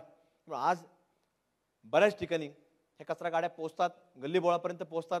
आपण सर्वांनी कचरा गाड्यांना पाचारण केलं पाहिजे आणि आपलं शहर हे स्वच्छ ठेवण्याकरता मदत केली पाहिजे. आणि ह्या गाड्या जशा आपल्या शहरामध्ये दाखल झाल्या त्यावेळेसपासून एकही वर्ष आपलं असं गेलं नाही की आपल्याला शासनाचं बक्षीस हे आपल्याला मिळालं नाही. म्हणजे आजपर्यंत दरवर्षी गेल्या 4-5 वर्षामध्ये दरवर्षी आपल्या शासनाचं बक्षीस मिळालं. ते देखील रेकॉर्डवर आहे. आता मला एक्झॅक्ट आकडा सांगता येणार नाही किती बक्षीस मिळालं, पण हे बक्षीस आपल्याला शासनाच्या माध्यमातून मिळालं. केंद्र सरकारची कमिटी येते, ती सगळ्या शहराची पाहणी करते की कुठं कुठं काय काय स्वच्छता आहे, कशा प्रकारची आहे, कचऱ्याचं काय नियोजन आहे. आणि फक्त कचऱ्याचं नियोजन नाही तर याची विल्हेवाट कशी लावतात ह्याचं देखील नियोजन हे आपल्या वतीनं केलं जातं. आणि म्हणून हे आपल्याला तिथं वेगवेगळे प्रकल्प, आज जसं बोरडगावमध्ये जर आपण गेलो तर त्या गावामध्ये हे कचऱ्याचे वेगवेगळे प्रकल्प आहेत की पूर्वी तिथं फार मोठ्या प्रमाणामध्ये ढीग असायचे आणि त्याचा फार मोठ्या प्रमाणामध्ये दुर्गंधी व्हायची आणि तिथल्या गावकऱ्यांना फार त्रास व्हायचा. पण त्याच्यावरती वेगवेगळ्या प्रक्रिया राबवून आज कुठंतरी तो त्रास एक कमी प्रमाणामध्ये आपण केलाय आणि त्याचे वेगळे प्रकल्प करून आज कुठंतरी त्याला चांगल्या प्रकारची दिशा देण्याचा हा एक प्रयत्न आपल्याकडनं झालाय. आणि ते सगळे आज प्रयत्न हे कार्यान्वित आहेत. आणि म्हणून हे सगळं काम नियोजन जे चालू आहे, पुढच्या काळामध्ये आपला प्रयत्न आहे की आज नागरिकांना आमची विनंती राहील की आपण कुठेही रस्त्यावरती कचरा न टाकता आपल्या गाड्यांना आपण पाचारण करावं. गाडी येत नसेल आपण त्याची तक्रार करावी. महानगरपालिकेचे पोर्टल असतात, अधिकारी वर्गाचे नंबर असतात, आमच्यासारख्या कार्यकर्त्याचे नंबर आपल्याकडे असतात. तर आपण आम्हाला जर संपर्क केला तर निश्चित आपण याच्यामध्ये अजून दुरुस्त्या करून हे शहर जसं आज कचराकुंडीमुक्त झालंय, भविष्यामध्ये संपूर्ण शहर आपला सर्वांचा मानस आहे की नगर शहर हे कचराकुंडीमुक्तपेक्षा कचरामुक्त शहर करायचा जो प्रयत्न आहे याच्यामध्ये आपल्या सर्वांचं योगदान पुढच्या काळामध्ये असावं, एक अशी आशा या निमित्ताने व्यक्त करतो. आज जसं सीनेच्या मगाशी विषय मी तुम्हाला सांगितलं, तर आज याला देखील जसं आपण पावसाळ्यामध्ये पाहतो, म्हणजे आम्हाला पाऊस रात्रभर जर चालला तर पहाटे 4 वाजता, 3 वाजता, 5 वाजता फोन आलाच की फार पाणी आलेलं आहे आणि आम्हाला उठून तिथं जावं लागतं. स्पॉटवरती जिथं जिथं फोन येईल तिथं जावं लागतं. आणि तिथं जात असताना म्हणजे हे मागच्या काही वर्षांमध्ये सत्र सातत्याने सुरू आहे. कारण आपण पाहतो की नदीचं जे, जसं मी सांगितलं की भारत देशाला स्वातंत्र्य मिळून अनेक वर्ष झाले, 75 वर्षापेक्षा अधिकचा काळ झाला. पण हे झाल्यानंतर आपण पाहतो की सिन्याच्या बाबतीमध्ये कधी कुणी नियोजनच केलं नाही, कधी कुणी विचारच आणला नाही. पण आपल्याकडनं तो विचार मांडला गेला. ऑन रेकॉर्ड आहे की 2017च्या पावसाळी अधिवेशनमध्ये, 2016च्या पावसाळी अधिवेशनमध्ये मी मुंबईच्या अधिवेशनामध्ये तिथं प्रश्न उपस्थित केला. त्यावेळेला तत्कालीन मंत्री, महसूल मंत्री एकनाथजी खडसे साहेब होते आणि मी तिथं प्रश्न उपस्थित केला की आमच्याकडं शहरामधून मध्य भागातून जाणारी एक सीना नदी आहे, त्याचं कुठलंही रेकॉर्ड नाही की लांबी किती, रुंदी किती, त्याच्या नदी पात्रामध्ये कुठं नाही आणि त्यामध्ये सातत्याने भर पडत चाललेली आहे आणि नदीचा एक मोठा फुगोटा तयार होतो आणि ते शहराकरता फार धोकादायक आहे. आणि म्हणून त्याच्यावरती प्रयत्न केले आणि त्यावेळेला त्यांनी सूचना काढली की या संपूर्ण नदीपात्राची मोजणी करून घ्या. आणि तुम्हाला आठवत असेल 2016मध्ये तो संपूर्ण विषय झाल्यानंतर 17मध्ये त्याची मोजणी सुरू झाली आणि मोजणी झाल्यानंतर 2018मध्ये आपल्या सर्वांना आठवत असेल की एप्रिल मेच्या महिन्यामध्ये जिल्हाधिकारी महोदयांनी त्याचं अतिक्रमण काढण्याकरता सुरुवात केली. म्हणजे ती नदीचं पात्रच कधी कोणाला माहित नव्हतं की रुंदी किती आहे. तर ज्यावेळेला आपण तो विषय पुढे आणला त्यावेळेला त्याचा सगळा आराखडा तयार झाला की नदीची मालकी किती. इरिगेशन खाते त्याचं मालकी असतं आणि त्याच्या बाबतीमधला सगळा पुढाकार घेऊन त्या इरिगेशन खात्याने ते काम सुरू केलं आणि त्याच्या बाबतीमधलं एक निर्णय झाला. प्रत्येक ठिकाणी मार्किंग आलं नदीचं पात्र किती आहे. आणि म्हणून हे संपूर्ण पात्र तयार झाल्यानंतर तो आराखडा तयार केल्यानंतर हे आज तुम्ही जो चित्र पाहताय हे आज आपली सीना नदी आहे. आणि जे फोटो आहे आता ह्या नगरचाच आहे. हे नगरचाच आहे, आपल्या सीना नदीचंच आहे. आणि ह्याच्याकरता आम्ही आराखडा तयार करून शासनाकडे प्रयत्न केले की आजपर्यंत याचं कधीही साफसफाई झालेली नाही. याचं जसं एखादा तलाव असतो, तलावामध्ये आपल्याला गाळ काढावा लागतो. तर गाळ काढण्याचं काम याचं जे खोलीकरण आहे हे केलं पाहिजे. आणि म्हणून त्याच्याकरता देखील शासनाच्या माध्यमातून जवळपास 20 कोटी रुपये हे संपूर्ण खोलीकरण रुंदीकरण करण्याकरता आपल्याला शासनाकडनं हे मंजूर झालेले आहे. आणि म्हणून आता हे एक पुढचा ह्याच्यामधलाच एक पुढचा पार्ट आहे. जवळपास या परिसरामध्ये हे खोलीकरण झाल्यानंतर आता दुसरं काम चालू आहे. ही सीना शेजारी एक ऑक्सिजन पार्क आपण तयार करतोय. याचा देखील निधी आलाय, टेंडर झाले, वर्क ऑर्डर झाली आणि आता याचं काम देखील सुरू आहे. आणि हे काम सुरू असताना हे 2 ठिकाणी होणार आहे. एक आपल्या त्या आनंद ट्रेडिंग कंपनी शेजारी आणि दुसरं नालेगावच्या मागच्या बाजूला. पण तिथं आता उड्डाणपुलाचं काम चालू नॅशनल हायवेच्या माध्यमातून, म्हणून ते काम अजून सुरू झालं नाही. पण हे काम सुरू झालेलं आहे. पण दोन्ही करता हा शासनाच्या माध्यमातून हा संपूर्ण प्रोजेक्ट हा आपला काम सुरू आहे. म्हणजे आजपर्यंत कधी कुणी याची मागणी केली नव्हती किंवा याच्यावरती पाठपुरावा फार काही कोणाचा सुरू नव्हता. आज आपण हा जे चित्र पाहतोय हे एक सोलर पॉवर प्रोजेक्ट आहेत. हे वेगवेगळ्या ठिकाणी आज आपण निर्माण करतोय. हे कशाकरता निर्माण करतोय? कारण की आज पाणी पुरवठा करण्याकरता जसं मी मगाशी सांगितलं की पाणी महाराष्ट्रामध्ये काही बोटावर मोजणे इतके शहर आहेत, 3-4 शहर आहेत की ज्याला पाणी पंपिंगने उचलावं लागतं. पंपिंगने म्हणजे आपण मोटरवरून पाणी उचलतो. अरे नगर शहर जर भौगोलिक पाहिलं तर नगर शहर हे उंचावरती जिल्ह्यामध्ये आणि धरणं खाली आहेत. म्हणून आपल्याला 2 वेळा पंपिंग करावं लागतं. बाकी शहरांना तर 1-1 वेळा पंपिंग करावं लागतं. पण आपल्याला मोवा डॅमवर एकदा पाणी उचलावं लागतं, ते तर विळदपर्यंत. विळदमध्ये फिल्ट्रेशन प्लांट आहे आणि तिथून परत विळदवरनं एकदा पंपिंग होतं आणि मग येतं वसंत टेकडीला. आणि वसंत टेकडीवरनं बऱ्यापैकी पाणी बाय ग्रॅव्हिटी सगळ्या टाक्यांना जातं. आता काही काही ठिकाणी परत मोटर लावावं लागतात, कारण की आता लोकसंख्या वाढली, पाण्याचा काय प्रॉब्लेम होतो, मोटर लावावं लागतात. पण 2 वेळा पाणी उचलावं लागल्यामुळे आपल्याला त्याचंच बिल अंदाजे 2.5 कोटीच्या पेक्षाही फक्त पाण्याचं हे दर महिन्याला येतं आहे. म्हणजे 2.5 कोटीपेक्षा. आणि म्हणून महानगरपालिकेला जर आर्थिक अडचणी असतात, विकास कामाला अडचणी आहेत, तिथं बाकीच्या वेगवेगळ्या अडचणी असतात, तर त्याच्याकरता जर 2.5 कोटी जर वाचवायचे असतील आणि तो पैसा MSCBला भरण्यापेक्षा जर आपल्याला इतर विकास कामांकरता किंवा कामगारांच्या कल्याणाकरता किंवा कुठल्याही कामाकरता जर वापरायचे असतील तर त्याच्याकरता एक सौर ऊर्जा प्रकल्प हा आपल्याकडून कार्यान्वित होणं गरजेचं होतं. याला देखील संपूर्ण पैसा हा शासनाच्या माध्यमातून आज कार्यरत असणाऱ्या महायुती सरकारच्या माध्यमातून हा संपूर्ण पैसा आज आपल्याला नगर शहरापर्यंत आलेला आहे. आणि अशी वेगवेगळ्या ठिकाणी सौर ऊर्जा प्रकल्पास आपले काम सुरू आहे. त्याचं देखील संपूर्ण काम पूर्ण होणार आहे. दुसरं मगाशी आपण पाहिलं की आता हे झालं फक्त पाणी पुरवठ्याचं बिल. पण दुसरं जे बिल आहे तर ते दुसरं बिल जो फिल्ट्रेशन प्लांट मी मगाशी सांगितला तो देखील आपला, जसं हे पाण्याचं 24 तास चालतं मोड्यांवर येणाऱ्या पाण्याचं, तसं हे 8-10 तास तरी चालेल फिल्ट्रेशन प्लांट, की जे पाणी आपल्याला फिल्टर करायचं, त्याच्यावरती प्रक्रिया करायची, ते वापरायचं, ते 8-10 तास तरी किमान आपल्याला चालवावं लागेल. त्याचंही बिल वाढणार आहे. म्हणजे ह्याचा 2.5 कोटीत असेल त्याचा 1,000 कोटी तरी येईल, 2 कोटी तरी येईल. मग ते सगळं होऊ नये, तो अधिकचा भार आपल्याकडं नागरिकांवरती येऊ नये, त्याच्याकरता हे प्रकल्प आपण सुरू केला, हाती घेतला आणि शासनाच्या माध्यमातून ती मोठी मदत ही आज आपल्या नगर शहराकरता आपण आज उपलब्ध केली आहे. पुढचं आपण आता पाहतो की आज हे LED दिवे आहेत. LED दिवे जसं आपण पाहतो की आज हे लागलेत. आता हे दिवे म्हणजे काय आहेत? आता बरेच लोकांना वाटतं LED म्हणजे आता कुठेही बाजारात गेलो आपल्याला लाईट मिळतीच, LED दिव्यांची काय असं काय वेगळं नाही. पण मी अनेक ठिकाणी सांगितलं की LED दिवे जे हे आहेत, हे आपण जर पाहिले तर आज आपल्याकडे आपण कुठल्याही ब्रँडेड कंपनीचा LED बल्ब जरी घरामध्ये लावायचा जर आणला तर त्याची मला वाटतं 2-3 वर्षापेक्षा जास्त गॅरंटी ही नसती का असती. कुठलाही तुम्ही विचारा, कोणालाही विचारा की 2-3 वर्षापेक्षा जास्त गॅरंटी नसते. पण तरी त्याला ऊन लागत नाही, पाऊस लागत नाही, धुकं पडत नाही, गारठा लागत नाही, वारं लागत नाही, तरी देखील त्याची लाईफ किती आहे? 2-3 वर्ष. पण आज या बाहेर लावलेल्या लाईट आहेत, याला ऊन लागतंय, थंडी लागती, याला धुकंही पडतंय, याला जो ऋतू येईल, हवा येते, वादळ येतंय, सगळं होतं. पण तरी देखील याची वॉरंटी आहे 7 वर्ष. हे अगदी बारकाईने प्लॅनिंग करून, म्हणजे आज हे जे दिवे लावलेले आहेत याच्यावर सांगितलं आता 32,000 दिवे लावलेत, पण कदाचित मला असं वाटतं की याच्यापेक्षा अधिकचे दिवे लावले असतील.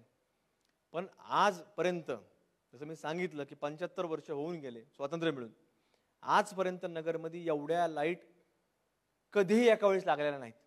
आणि याच्यातनं LED लाईट्समधून एनर्जी सेव्हिंग झाली आणि आपल्याला कुठलाही भार महानगरपालिकेवर आला नाही, शासनावर आले नाही, ना नागरिक म्हणून याचा कुठलाही टॅक्स आपल्याला लागला नाही. म्हणजे फक्त एनर्जी सेव्हिंगमधनं हा प्रकल्प राबवला गेला आणि एवढ्या मोठ्या प्रमाणात प्रत्येक ठिकाणी आज LED लाईट बसवल्या गेल्या. आणि ह्याच लाईट जर पाहिल्या तर ह्या बाजारामध्ये कुठेही मिळत नाहीत. ह्याची एक वेगळी कंपनी आहे आणि ती कंपनी फक्त प्रायव्हेट लेवलला काम करते, पण त्यांनी आज सकारात्मकता दर्शवली, आपल्यापर्यंत आलेत आणि आज नगरमध्ये बहुतांश भाग हे आज आपल्याकडं अंधाराकडून हे उजेडाकडे गेले आहेत. नाहीतर अनेक नागरिकांना नगरसेवकाला फोन करावा लागायच्या, कॉलन्यामधल्या बरेच लाईट गेलेल्या असायच्या, तर नगरसेवक काय करायचे किंवा नागरिक काय करायचे, जर 10-20 लाईट असतील, 10-20 पोल असतील, एक कोपऱ्या फर्स्ट स्टार्टची जिथून आणायची, एक तिथे एक लावायची, मध्ये एक लावायची आणि शेवटच्या कोपऱ्याला एक लावायची, असं नागरिकांचं समाधान करायचे.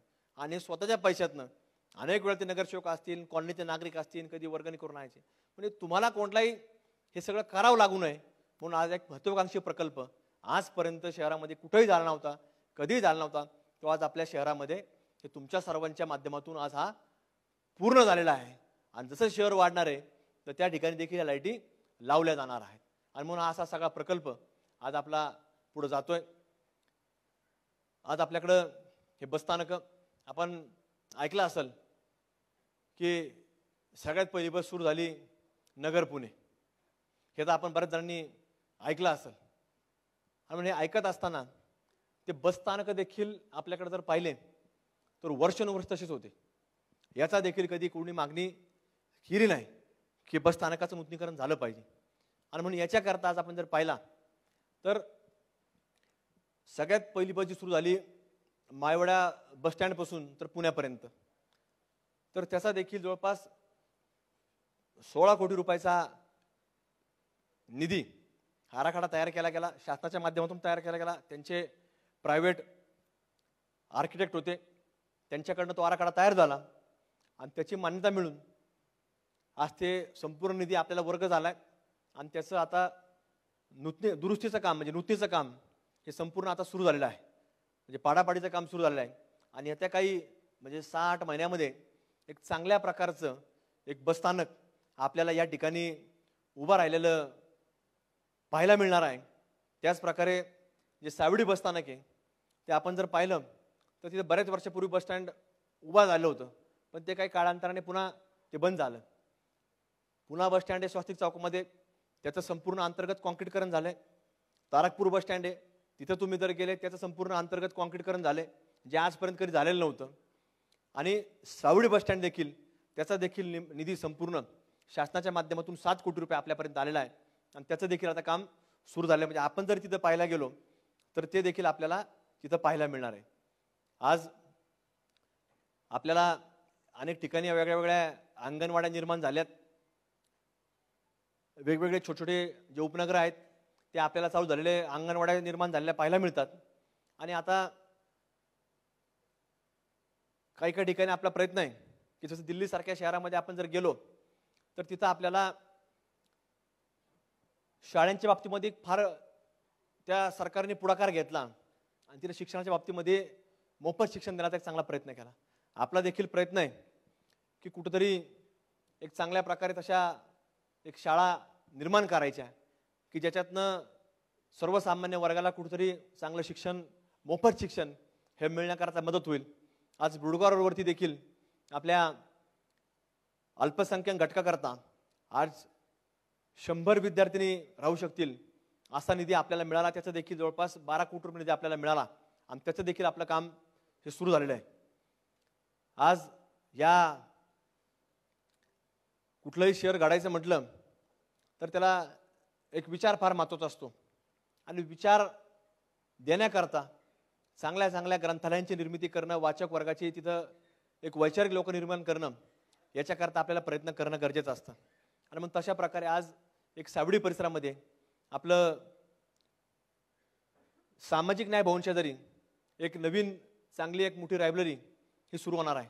त्याच्यामध्ये आपण जर पाहिलं तर जवळपास 15 कोटी रुपये हे शासनाच्या माध्यमातून आपल्याला मिळालेले आहेत. त्याचं देखील आता लवकरच आपलं काम सुरू होणार आहे.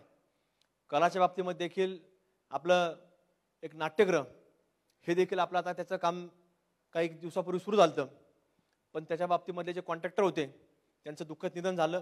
त्यांच्या काही कौटुंबिक अडचण निर्माण झाल्या, पण त्याचं संपूर्ण टेंडर कॅन्सल करून आता नव्याने टेंडर होऊन त्याचं देखील आता काम सुरू झालं आहे. ते देखील आपलं सावडी नाट्यगृह आपल्याला पूर्ण होणार आहे. जसं आज आपण 2 सभागृह हे नगरकरता आपल्याला कार्यविनीत आहेत. आज ज्या सभागृहांनी बसलोय आणि दुसरं एक सभागृह, पण आपल्याला जे नगरकरांचं सभागृह म्हणजे असेल तर ते महानगरपालिकेचं एक चांगलं नाट्यसंकुल, जिथं राज्य पातळीवरनं जसं आज या वेगवेगळ्या रंगमंचावरनं अनेक नगरच्या भूमीतले कलाकार महाराष्ट्राच्या नकाशावरती गेले, देश पातळीवरती गेले, त्यांनी एक वेगळं नावलौकिक मिळवलं. तर तशा प्रकारचं नाट्यगृह आज आपल्याकडे जे अनेक वर्षापासून प्रलंबित होतं त्याचा संपूर्ण निधी हा शासनाच्या माध्यमातून आपल्यापर्यंत आलाय आणि ते देखील आता आपल्याकडं पूर्ण होणार आहे. आज MIDCच्या करता वाढण्याकरता जो प्रयत्न होता आपला की MIDC वाढवायची, तर त्याच्याकरता देखील एक मुख्य प्रश्न होता जागेचा. तो देखील आपला मार्गी लागलाय. जवळपास 600 एकर जमीन ही आपल्याला महाराष्ट्र सरकारच्या वतीनं आज कुठेतरी आपल्याला मिळालेली आहे. जी फॉरेस्ट लँड होती ती आपल्याला कुठेतरी आता त्याच्या माध्यमातून वर्ग होऊन आपल्याला मिळाली आहे. आम्ही बरेच वर्ष प्रयत्नशील होतो की आपल्याला जमीन मिळाली पाहिजे, पण कुठलाही शेतकरी असेल तो आता शासनाला कुठली जमीन द्यायची म्हटलं तितका तो फार विचाराधीन नसतो. आणि म्हणून विळदच्या परिसरामध्ये एक 600 एकर जमीन होती की त्याचा उपयोग हे फक्त नाव फॉरेस्ट होतं, पण त्याचा उपयोग कोणालाही नव्हता. तिथं ना फॉरेस्टचं कुठलंही वन्य प्राणी होते, ना कुठलंही झाडं होती, वृक्ष होती, पण त्याचा उपयोग आज कुठेतरी नगरच्या प्रगतीकरता होणार आहे. जसं आम्ही आज अनेक उद्योगपतींकडे जायचो, मुंबई स्तरावर असेल कुठं बाहेर असेल, सातत्याने आम्ही उद्योगपतींना भेटत राहायचो. पण ते सांगायचे की आम्हाला जागा मिळाली पाहिजे, कुठेतरी तुम्ही जागा उपलब्ध करून द्या. ते काय प्रायव्हेट जागेवर कोणी जात नाही. पण MIDC नगरच्या MIDC मध्ये जर पाहिलं तर अगदी छोटे छोटे प्लॉट असतात, म्हणजे एखादा गुंठा, 10 गुंठे, 20 गुंठे, एखादा एकरभर, पण त्याच्यापेक्षा मोठे प्लॉट नसतात. आणि कुठलाही मोठा प्रोजेक्ट येणार म्हटलं तर आपल्याला त्याच्यामध्ये मोठा प्रोजेक्ट आणायचा जर असेल तर त्याला मोठी शेकडो एकरमध्ये जमीन लागते. आणि आज नगरकरांकरता सगळ्यात महत्त्वाचा दिशा देणारा विषय जर असणार आहे तो फक्त आणि फक्त हा MIDCचा असणार आहे. त्याच्या माध्यमातून एक मोठी कंपनी त्या ठिकाणी आणण्याकरता जी अडचण होती, ती प्रमुख अडचण होती जागेची, आज ती मार्गी लागलेली.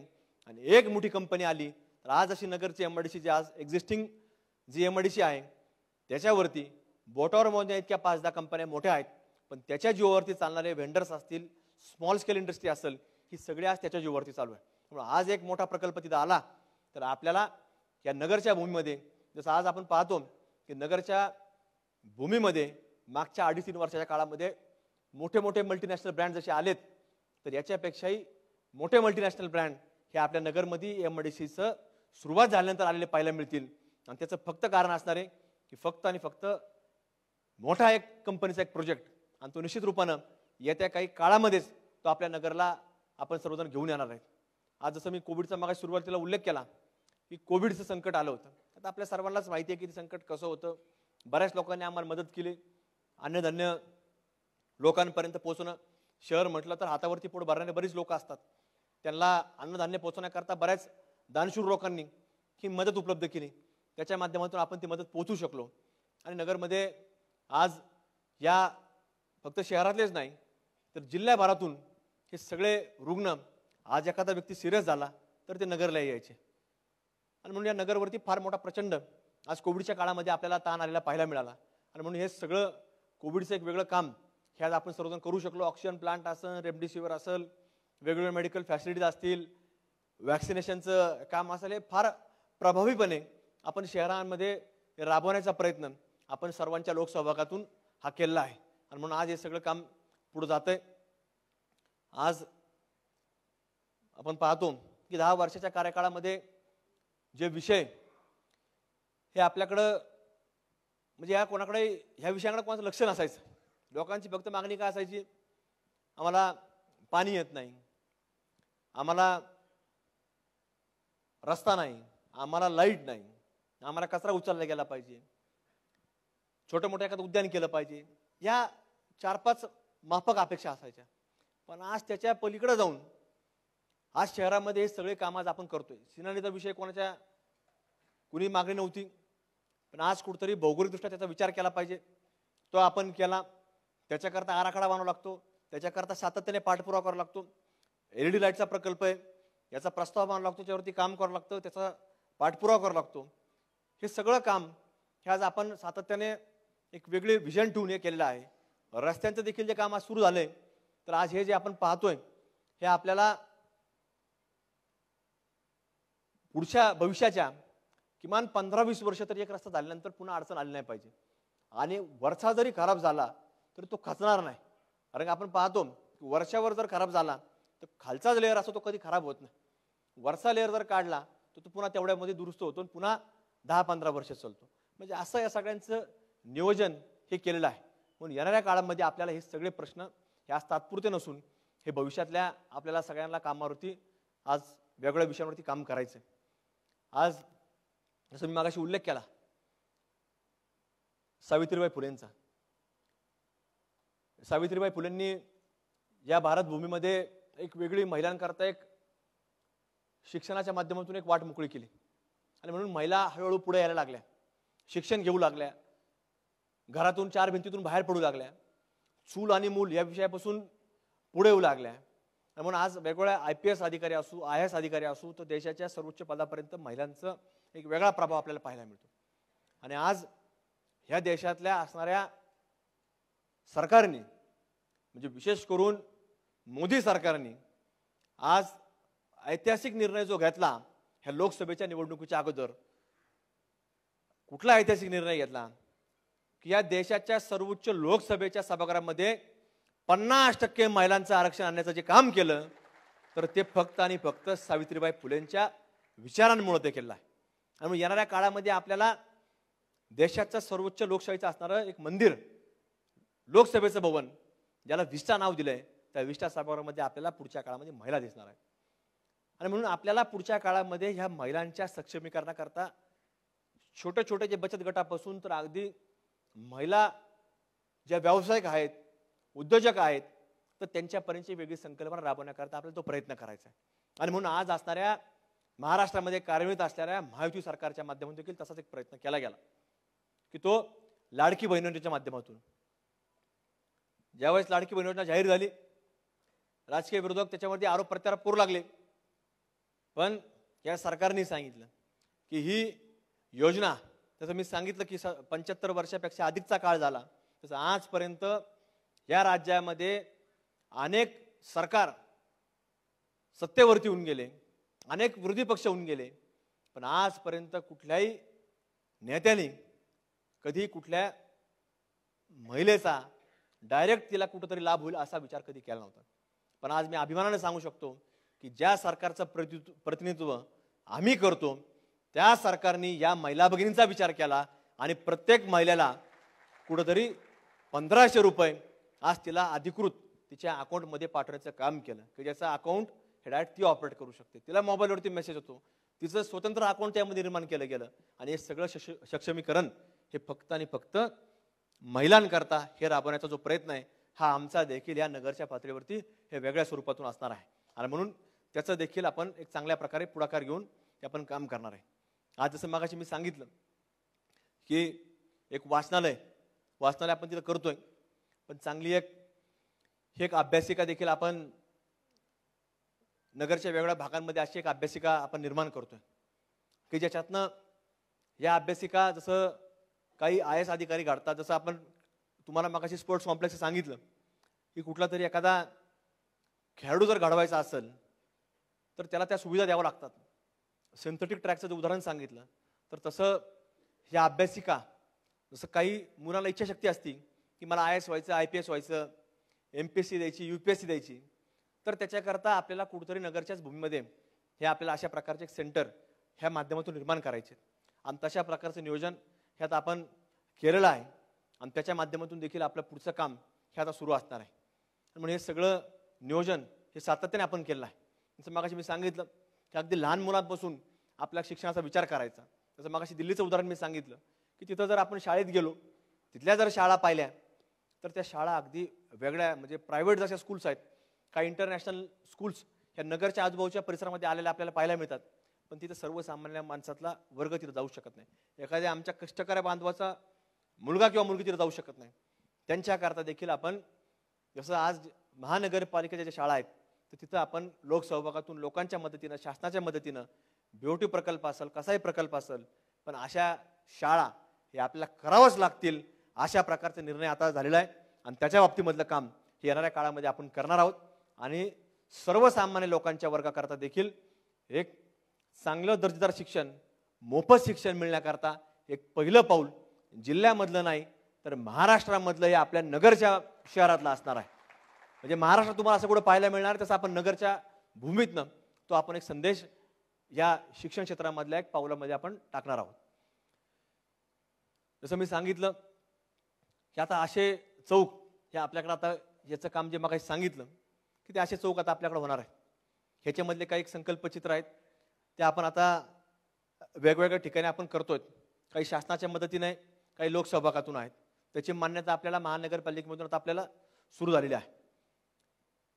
बाजारपेठेत जसं मगाशी मी सांगितलं की शहर 2 वेशींच्या आतमध्ये शहर होतं, तिथं असणारा गंज बाजार, त्या बाजारामध्ये महानगरपालिकेची आरक्षित असणारी रिझर्वेशनची जागा, तिथं भाजी मार्केट म्हणून रिझर्वेशन आहे आणि तिथं देखील आता येणाऱ्या काळामध्ये एक चांगलं भाजी मार्केट की जिथं आज आपल्याला कुठेही रस्त्यावरनं भाजी घेता, एक गंज बाजारात झालं, पण नगरच्या वेगवेगळ्या भागांमध्ये एक भाजी मार्केट निर्माण करण्याचा आपला एक प्रयत्न आहे. ते देखील आपण अशा धर्तीवरती आपण करणार आहोत. हे सावडी व केडगावचे अशा प्रकारचे आहेत. हे केडगाव भागामध्ये, केडगाव उपनगरामध्ये एक जागा आपल्याला महानगरपालिकेच्या मालकीची, हा देखील एक आराखडा हा शासनाकडे आपण, जसं 2 आराखडे हे शासनाच्या मदतीने आपल्याला मान्यता मिळाली. 10-12 कोटी रुपयाचा निधी शासनाकडून आलाय गंगा उद्यानच्या मागच्या बाजूला आणि सारसनगरच्या भागामध्ये. तसं आता 3रं उपनगर जे केडगावचं उपनगर आहे, त्या केडगावच्या उपनगरामधला हा आराखडा आपण मान्यता करता पाठवलेला आहे आणि हे त्याचं एक वेगळं संकल्पचित्र आपल्याकडे आहे. आज सगळ्या उपनगरांमध्ये, तसं आम्ही मागच्या देखील सांगितलं की आपल्याला उद्यानं करायचे, तर तसं हे उपनगरांमध्ये डिझाईन हे आपण बनवून शासनाकडून आपल्याला संपूर्ण निधी आणण्याचा प्रयत्न चालू आहे. आज आपण पाहतो की एक नगरला बऱ्याच वर्षापासून चर्चा होती की उड्डाणपूल झाला पाहिजे. त्याच्या बरेच वर्ष राजकारण झालं. बरेच वर्ष राजकारण करत असताना त्याच्यावरती बऱ्याच लोकांनी निवडणुका देखील काढल्या, पण निवडणुकीच्या माध्यमातून कुठंतरी ते पूर्ण झालं नाही. त्याच्यावरती अनेक वेळेला जसं पाहिलं गेलं तर काही लोकांनी सांगितलं की आता हे होऊन देत नाही, ते होऊन देत नाही, पण त्याच्या मागची कारणं ही खरं तर वेगळी होती. ते टोल सुप्याचा चालू झाला त्यावेळेला आणि तो खरं तर चालू झाला नसता तर आपला उड्डाणपूल चालू झाला असता. पण हरकत नाही, आता त्याच्यावरती जुन्या, ते म्हण आहे ना मराठीमध्ये, ते कोळसा किती उघडतं ते काळा निघणार, त्यामुळे जुन्या विषयाला आपल्याला न जाता आपल्याला पुढं जायचं. पण जसा एक उड्डाणपूल झाला आहे तर तसे अजून एक छोटे चौकांमध्ये, म्हणजे आपला DSP चौक असेल तिथलाही पूल आपला मंजूर झाला आहे. त्याच्यानंतर पुढे MIDC जाणारा सन फार्मा चौक आहे तिथंही मंजूर झाला आहे आणि MIDC मधलाच सह्याद्री चौकातला जवळपास 3 उड्डाणपुलं 3 चौकांमध्ये मंजूर झालेले आहेत. त्याचं DSP चौकातला आपण पाहिलं असेल काही लोकांनी. काही दिवसापूर्वी तिथं बॅरिगेटिंग देखील केलं, त्याचे ट्रायल पीड घेतल्यात की खाली पिलर कितपर्यंत न्यायचा, म्हणजे खाली जमिनीमध्ये खाली किती गेलं पाहिजे. म्हणजे आज DSP चौकामध्ये जे आपल्याला ट्रॅफिक कंजेशन जे मिळतं, म्हणजे एकदा तो सिग्नल सुटल्यानंतर आपल्याला अगदी जर आपण महापालिकेच्या दिशेने जर चाललो असेल, सिग्नल सुटल्यानंतर फार ट्रॅफिक लागते. पण ज्यावेळेला आउटडाऊन पूल होईल तर आपल्याला सिटी लॉनपर्यंत, दसरनगर चौकापर्यंत जाऊसपर्यंत आपल्याला कुठेही कंजेशन मिळणार नाही, कारण गाड्याच थांबणार. ज्याला पुढं जायचं तो ब्रिजवरनं जाणार आहे. आणि तो देखील पूल, त्याचं देखील संपूर्ण 3 जे पूल सांगितलेत, हा संपूर्ण पैसा शासनाकडनं वर्ग झालाय, त्याचं टेंडर झाले, वर्क ऑर्डर झाली. हे सांगतो मी याच्याकरता वारंवार, कारण की हे सगळं आपण माहितीच्या अधिकाऱ्यामध्ये विचारू शकतो. नाही तर काय असतं, आपण पाहतो काही काही लोक हे आश्वासन आहे, अमुक आहे, आपण लगेच उद्या, आता आज रविवार आहे, सोमवारी तुम्ही अर्धट पाकू शकता. हे जे बोलतो ते खरं आहे का नाही? काय लोकांना काय की आता तुम्ही नाही, नगरचे लोक नाही, काय ठराविक बॉटर म्हणजे लोक ते संशयखोर वृत्तीचे आहेत. म्हणजे शेवटी ज्याचा पाहण्याचा चष्मा तसा असतो ना, त्याला जग विचित्र दिसतं, कारण त्याची वैचारिक पातळी नाही. पण त्याची वैचारिक पातळी वाढवण्याकरता, उंचावण्याकरता आपल्या आता अभ्यासिका चालू होणार आहेत, आपले वाचनालय चालू होणार आहेत. त्यामुळे त्यांची वैचारिक पातळी वाढो आणि परमेश्वर त्यांना, माझ्या बाबतीत नाही पण शहराच्या बाबतीमध्ये चांगला विचार करावा अशी सद्बुद्धी देव, अशी एक विषय. माझं काय नाही, माझं काय व्हायचं ते आमचे आई वडील बघतील, तिथे काय फार चिंता करायची गरज नाही. आता MIDC मगाशी सांगितलं की MIDC एक फार महत्त्वाचा विषय आहे. आपल्याला जरी तो नुसता एक 4 इंग्लिशमध्ये जर शब्द वाटत असले MIDC, फार आपल्याला सोपं वाटतं. पण आज आपल्या नगरकडनं आपण पुण्याच्या दिशेने निघालो, आपलं रांजणगाव गाव लागतं. 20-25 वर्षापूर्वी, आता अनेक लोक याच्यामध्ये जातात, जे आता ऑनलाईन पाहत असतील, अनेक लोक जातात. काय होतं त्या रांजणगावला? काही नव्हतं. गणपती देवस्थान अष्टविनायकापैकी एक, तिथं लोक आपण दर्शन करायचो आणि पुढे जायचो. पण आज तिथली जी MIDC आहे, तिथला जो परिसर आहे, तिथले जे 30-40 गावं असतील, त्यास फक्त MIDCच्या जीवावरती आज त्यांचा एक वेगळा दर्जा प्राप्त झाला आहे. आणि रांजणगावची MIDC, तिचा दर्जा 5 स्टार MIDC दर्जा तिला आज मिळाला आहे. म्हणून आपला देखील प्रयत्न असतो की आपल्याला देखील शहराला जर वाढवायचं असेल, जसं आज पुण्याच्या बाजूला असणारं पिंपरी चिंचवड शहर आहे, ती देखील महापालिका आहे, पण त्याला एक वेगळं व्हिजन ठेवलं. ती महानगरपालिकेच्या हद्दीमध्ये असणारी MIDC आणि त्याच्या माध्यमातून तिथे एक फार मोठ्या प्रमाणात MIDC निर्माण झाली. आमच्या शहराला एक वेगळं वैभव प्राप्त झालं, त्याच्यातून ते शहर वाढलं आणि आज त्या पिंपरी चिंचवड महापालिकेला फार मोठा दर्जा आहे. जसं आज आपण जरा थोडं त्याच्यापेक्षा खाली होतो, पण ही नवीन MIDC जी आहे ती वेळत परिसरामध्ये, जरी आपल्या हद्दीत नसली हरकत नाही, पण तिचा संपूर्ण उपयोग आपल्या नगर करता होणार आहे, नगरच्या पुढच्या भविष्याकरता होणार आहे. जसं मी सांगितलं की आज मुंबई जात असताना आपण चाकण मार्गे जर गेलो, तळेगाव मार्गे गेलो, काय होतं तिथं 25 वर्षापूर्वी? काय होतं? काहीच नव्हतं. पण आज शेकडो कंपन्या तिथं आल्या, शेकडो तरुणांना तिथे रोजगार मिळाला, स्थानिक भूमिपुत्रांना व्यवसाय मिळाला, भूमिपुत्रांना नोकऱ्या मिळाल्या, भूमिपुत्र लोकांनी तिथं इमारती उभ्या केल्या, तिथल्या कामगार लोकांना तिथं ते आज रेंटवर देतात. म्हणजे अनेक तिथं रोजगार निर्माण झाला. पण हे 4 जे शब्द आहेत MIDC, हे तितके आपण फार आपल्या नगरकरता फार महत्त्वाचे आहेत. ह्याच्याकरता आम्ही फार वर्ष प्रयत्न केले MIDC वाढवण्याकरता. म्हणजे अगदी आमदार होण्याच्या अगोदरपासून माझे प्रयत्न सुरू होते. पण शेवट यायचा ती आम्हाला कुठेतरी उद्योगपती सांगायचे की आम्हाला जागा उपलब्ध करून द्या. पण आज कुठेतरी राज्य सरकारच्या माध्यमातून, पालकमंत्री विखे पाटील साहेबांच्या माध्यमातून आणि उद्योग मंत्री उदय सामंत असतील किंवा राज्यातले 3 प्रमुख नेते शिंदे साहेब, फडणवीस साहेब आणि अजितदादांच्या माध्यमातून आज आपला प्रश्न मार्गी लागला. आणि 600 एकर जमीन जी आज मिळाली फक्त या महायुती सरकारच्या माध्यमातून आपल्याला तो प्रश्न आज मार्गी लागलेला आहे. की महायुती सरकारने तो विषय गांभीर्याने घ्या. आम्ही त्यांना सांगितलं की आपल्याला करावं लागतं. आमचं शहर हे जर पुढे न्यायचं असेल तर त्याला MIDC गत्यंतर नाही. आम्हाला तुम्ही प्राथमिक सुखसुविधांना निधी देताय, काम करताय, पुढे आम्ही घेणार आहेत तुमच्याकडनं, तुम्ही देणार आहेत. पण आम्हाला याच्यापेक्षाही महत्त्वाचा जो आहे, आमचा जिव्हाळ्याचा जो प्रश्न आहे, आमचं शहर जर वाढवायचं असेल तर आमच्या नगरकरांकरता तुम्ही नवीन MIDC निर्माण करा. आणि तो कायदेशीर मार्गी लागला. त्या जागेवरती मी परत सांगतो, माहितीच्या अधिकार अर्ज टाका, त्याच्यावर आपलं MIDCचं नाव लागलेलं आहे फॉरेस्टचं मार्गी लागून. म्हणजे फॉरेस्टचं नाव निघलं आणि आपलं MIDC म्हणजे महाराष्ट्र औद्योगिक महामंडळाचं नाव लागलेलं आहे. पण त्याला आता अडचण राहिलेलं नाही आणि त्याचं पुढचं काम देखील सुरू झालेलं आहे. त्याची तुम्ही काळजी करू नका. त्याचा रिझल्ट तुम्हाला काही दिवसामध्ये आपल्या आलेला पाहायला मिळणार आहे. हे सगळं एक वेगळ्या व्हिजननी आज आपण करतोय, हे काम सुरू आहे. आता जसं दिल्लीसारखं शहर आहे, दिल्लीचा उल्लेख मगाशी मी केला, तिथं आज 20-25 वर्ष झाले दिल्लीकरांना सगळ्यात मोठा प्रश्न भेडसावतोय तो प्रदूषणाचा, की प्रदूषण आटोक्यात कसं आणायचं, नियंत्रणात कसं आणायचं, त्याच्यावरती कंट्रोल कसा करायचा, हा सातत्याने त्यांचा प्रयत्न सुरू आहे. फक्त लॉकडाऊनमध्येच दिल्ली फार अशी क्लीन पाहायला मिळाली. त्याचं म्हणजे प्रदूषण म्हणजे जे फोटो सोशल मीडियावरती पाहायला मिळायचे, वृत्तपत्रातून, TV चॅनलवर आपण पाहायचो. पण येणाऱ्या काळामध्ये आज इलेक्ट्रिक व्हेकल्स, इलेक्ट्रिक बाईक्स सगळीकडे पाहायला मिळतात. तसे आता शासनाच्या माध्यमातून जवळपास केंद्र सरकारच्या मदतीनं जे आज महायुती सरकार राज्यात काम करते, त्याच महायुती सरकारच्या माध्यमातून आपल्याला जवळपास 40 इलेक्ट्रिक बस या आपल्या नगर शहराकरता मंजूर झालेल्या आहेत. आणि त्याचं एक मोठं जसं बस स्टँड आहे इथं आपल्याकडं, तसं त्याचं बस स्टँड हे बस स्टँड नसून फक्त एक पार्किंग डेपो आहे. त्याच्या चार्जिंग स्टेशन, त्याचा मेंटेनन्स यार्ड, त्याचा पार्किंग यार्ड याच्याकरता देखील संपूर्ण निधी आपल्याला शासनाच्या माध्यमातून आपल्याला मिळाला आहे.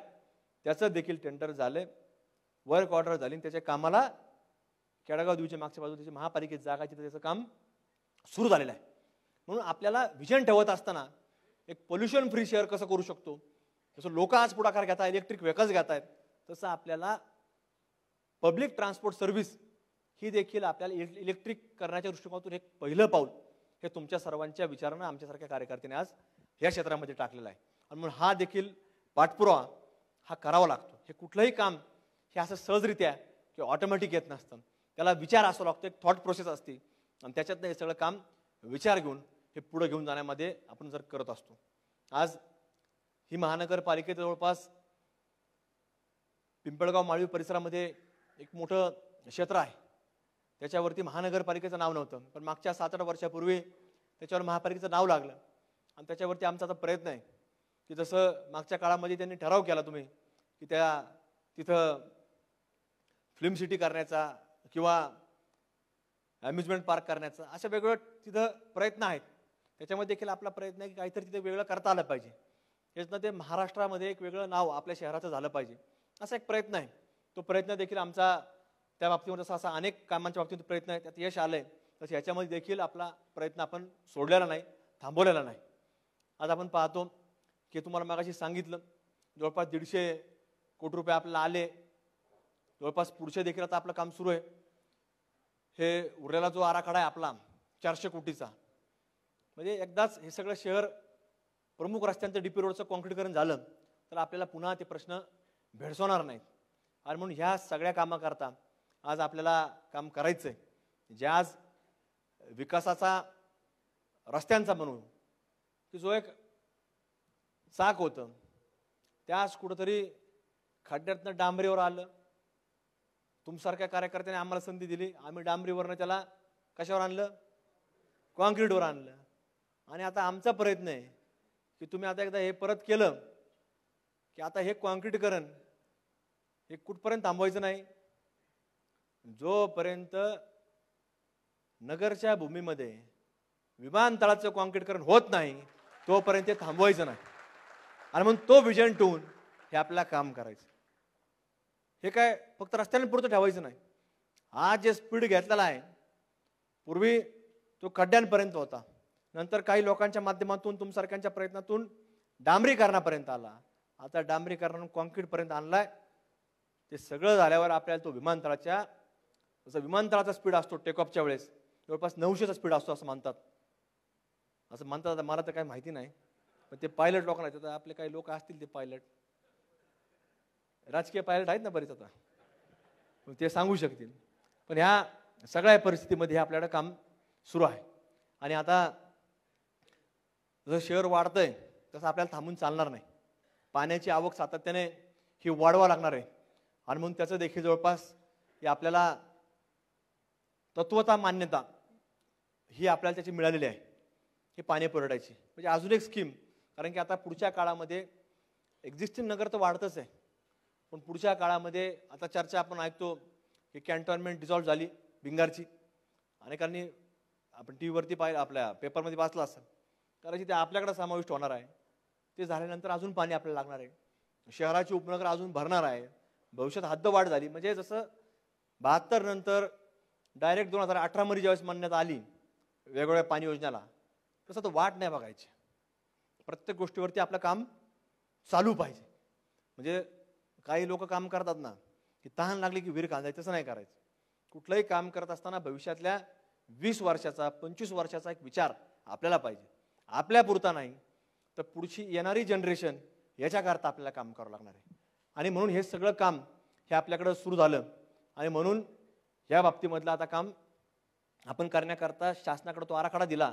आणि तुम्ही जर त्याचं किंमत जर वाचली, 850 कोटी रुपयाच्या कामाला हे आपल्याला गव्हर्नमेंटने मान्यता दिलेली आहे. त्याला अजून निधी वर्ग नाही झाला हे पण तुम्हाला सांगतो, पण त्याला आपल्याला मान्यता दिलेली आहे. आणि तो एकाच वेळेस सगळा निधी नसतो येत. जसं आपलं काम होईल UC द्यावं लागतं गव्हर्नमेंटला. UC म्हणजे काय? Utilization certificate. हे ज्यावेळेस आपण देतो त्याला पुढचा निधी आपल्याला टप्प्याटप्प्यामध्ये येत असतो. आणि म्हणून हे आपल्याला ते देखील आता पुढच्या टप्प्यामध्ये ते आपल्याला निधी मिळणार आहे. सिन्यावरती आपली चर्चा झाली मागाशी. खोली करण्याकरता आपल्याला 20 कोटी रुपये मिळाले.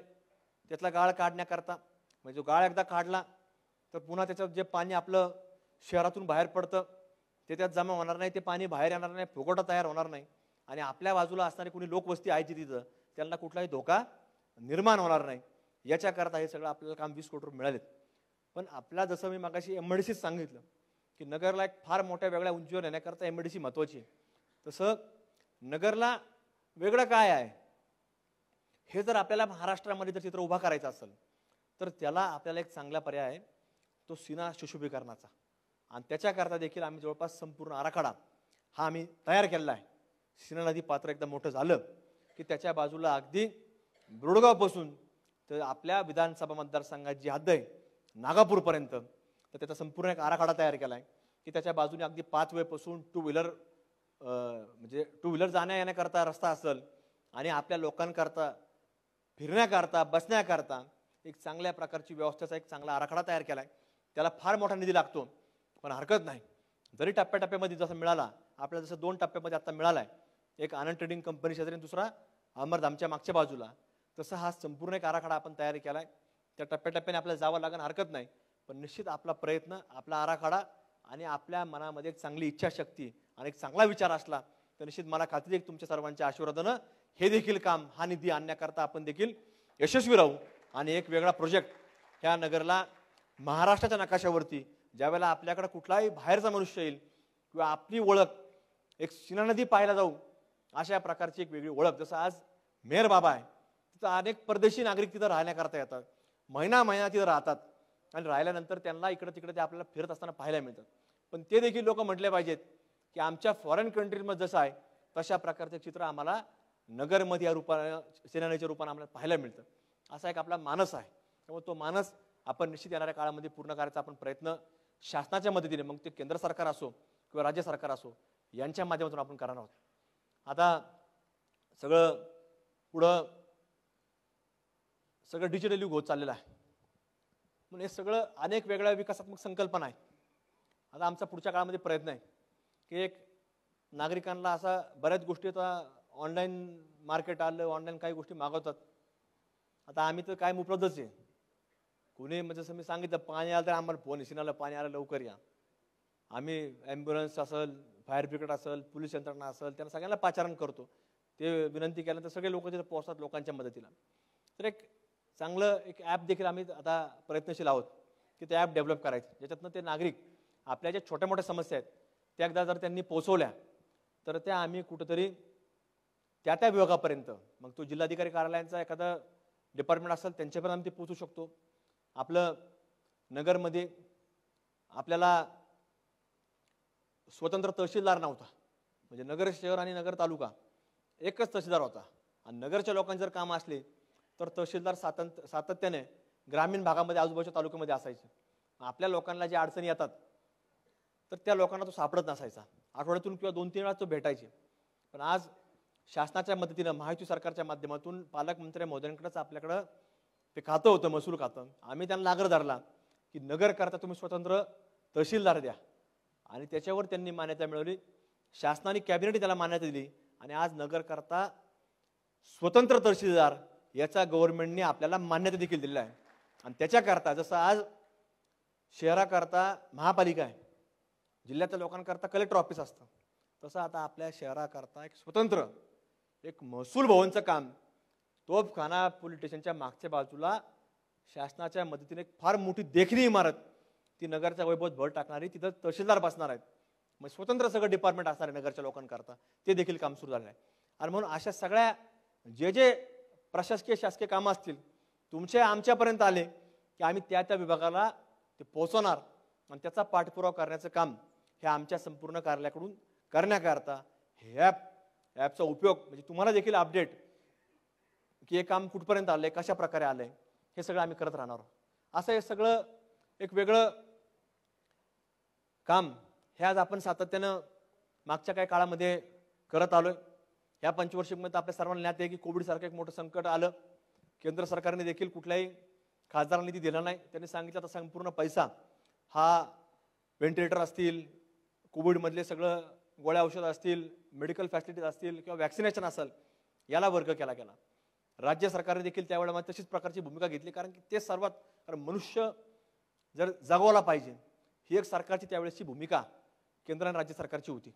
आणि म्हणून ते 2 वर्ष सर्वांचे आपले खरं तर पाहिलं तर आपल्याला अडचणीचे सर्वांनाच गेलेले आहेत. म्हणजे प्रत्येक व्यक्तीला, व्यवसायातला असू, खाजगी कुठलाही मनुष्य असो, नोकरीतला असू, सगळ्यांनाच अडचणी आला. म्हणजे शिक्षण सुद्धा ऑनलाईन शिक्षण, मुलांना सुद्धा ते ऑनलाईन शिक्षण चालू होतं. पण ह्या सगळ्या परिस्थितीमध्ये 3 वर्षाच्या काळामध्ये आज एवढा मोठा निधी म्हणजे आजपर्यंत इतिहासामध्ये या नगरच्या भूमीमध्ये आजपर्यंत आपल्याला कधी मिळाला नाही.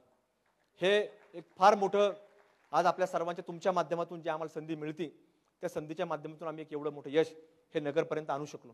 म्हणून आज एक सगळं मोठं विकासात्मक चित्र आज आपण पाहतोय. निवडणूक कुठली जरी असली, म्हणजे अगदी ग्रामीण भागातल्या ग्रामपंचायत जरी असली, ती फक्त आणि फक्त विकासावरती असते. म्हणजे एखादा मनुष्य काय काम केलंय, कसं करणार ह्याच्यावरती ती मांडणी करत असतो. पण आपल्याकडं नगरमध्ये आपण पाहतो, आता माझं समजा 40 चालू आहे, पण आता मला त्या दिवशी काही लोक म्हटले 35 वर झाले म्हणजे तेच कॅसेट चालू आहे म्हणे, ती कॅसेटच बदलायला तयार नाही, तीच कॅसेट चालू आहे म्हणे. आता 2 वेळा जर पब्लिकने तो विषय हाणून पाडला, मतातून शेवटी मतातून जे असेल तेच लोक दाखवत असतात, त्याला लोकमान्यता म्हणतात. जे मतातून असेल आपण काय म्हणतो, लोकमान्यता. आता ते जर नाकारले म्हणले तर 35 वर्ष 30 कॅसेट कवर चालणार, हरकत नाही. असू द्या, निवडणुका असतात, राजकारण असतं, लोकशाही आपण कोणाला म्हणू शकत नाही काय बोलायचं काय करायचं. पण या सगळ्या कल्पना, एक काल्पनिक चित्र उभा करून स्वतः काही कल्पना निर्माण करणारे लोक भरपूर तयार झालेले आहेत. कुठल्याही गोष्ट रेकॉर्डर नसती, काही नसती, फक्त एक काहीतरी कल्पना करायची आणि त्या कल्पनेतनं विचार मांडायचा. त्याला जर आपण प्रतिप्रश्न केला, कुठं घडलंय, काय घडलंय, कोणाबद्दल घडलंय, तर कोणाचंही नाव समोर येत नाही, फक्त काल्पनिक चित्र उभा करतात. मी अनेक वेळा आमच्या भाषणात सांगितलं की चित्रपट आपण पाहतो, चित्रपट चालू होण्याच्या अगोदर काय येत असतं की आम्ही कुठल्याही प्राणीला इजा केलेली नाही असं येत असतं. आणि दुसरं येतं की हे चित्रपट आहे आणि ह्याच्यातले सगळे पात्र काल्पनिक आहेत.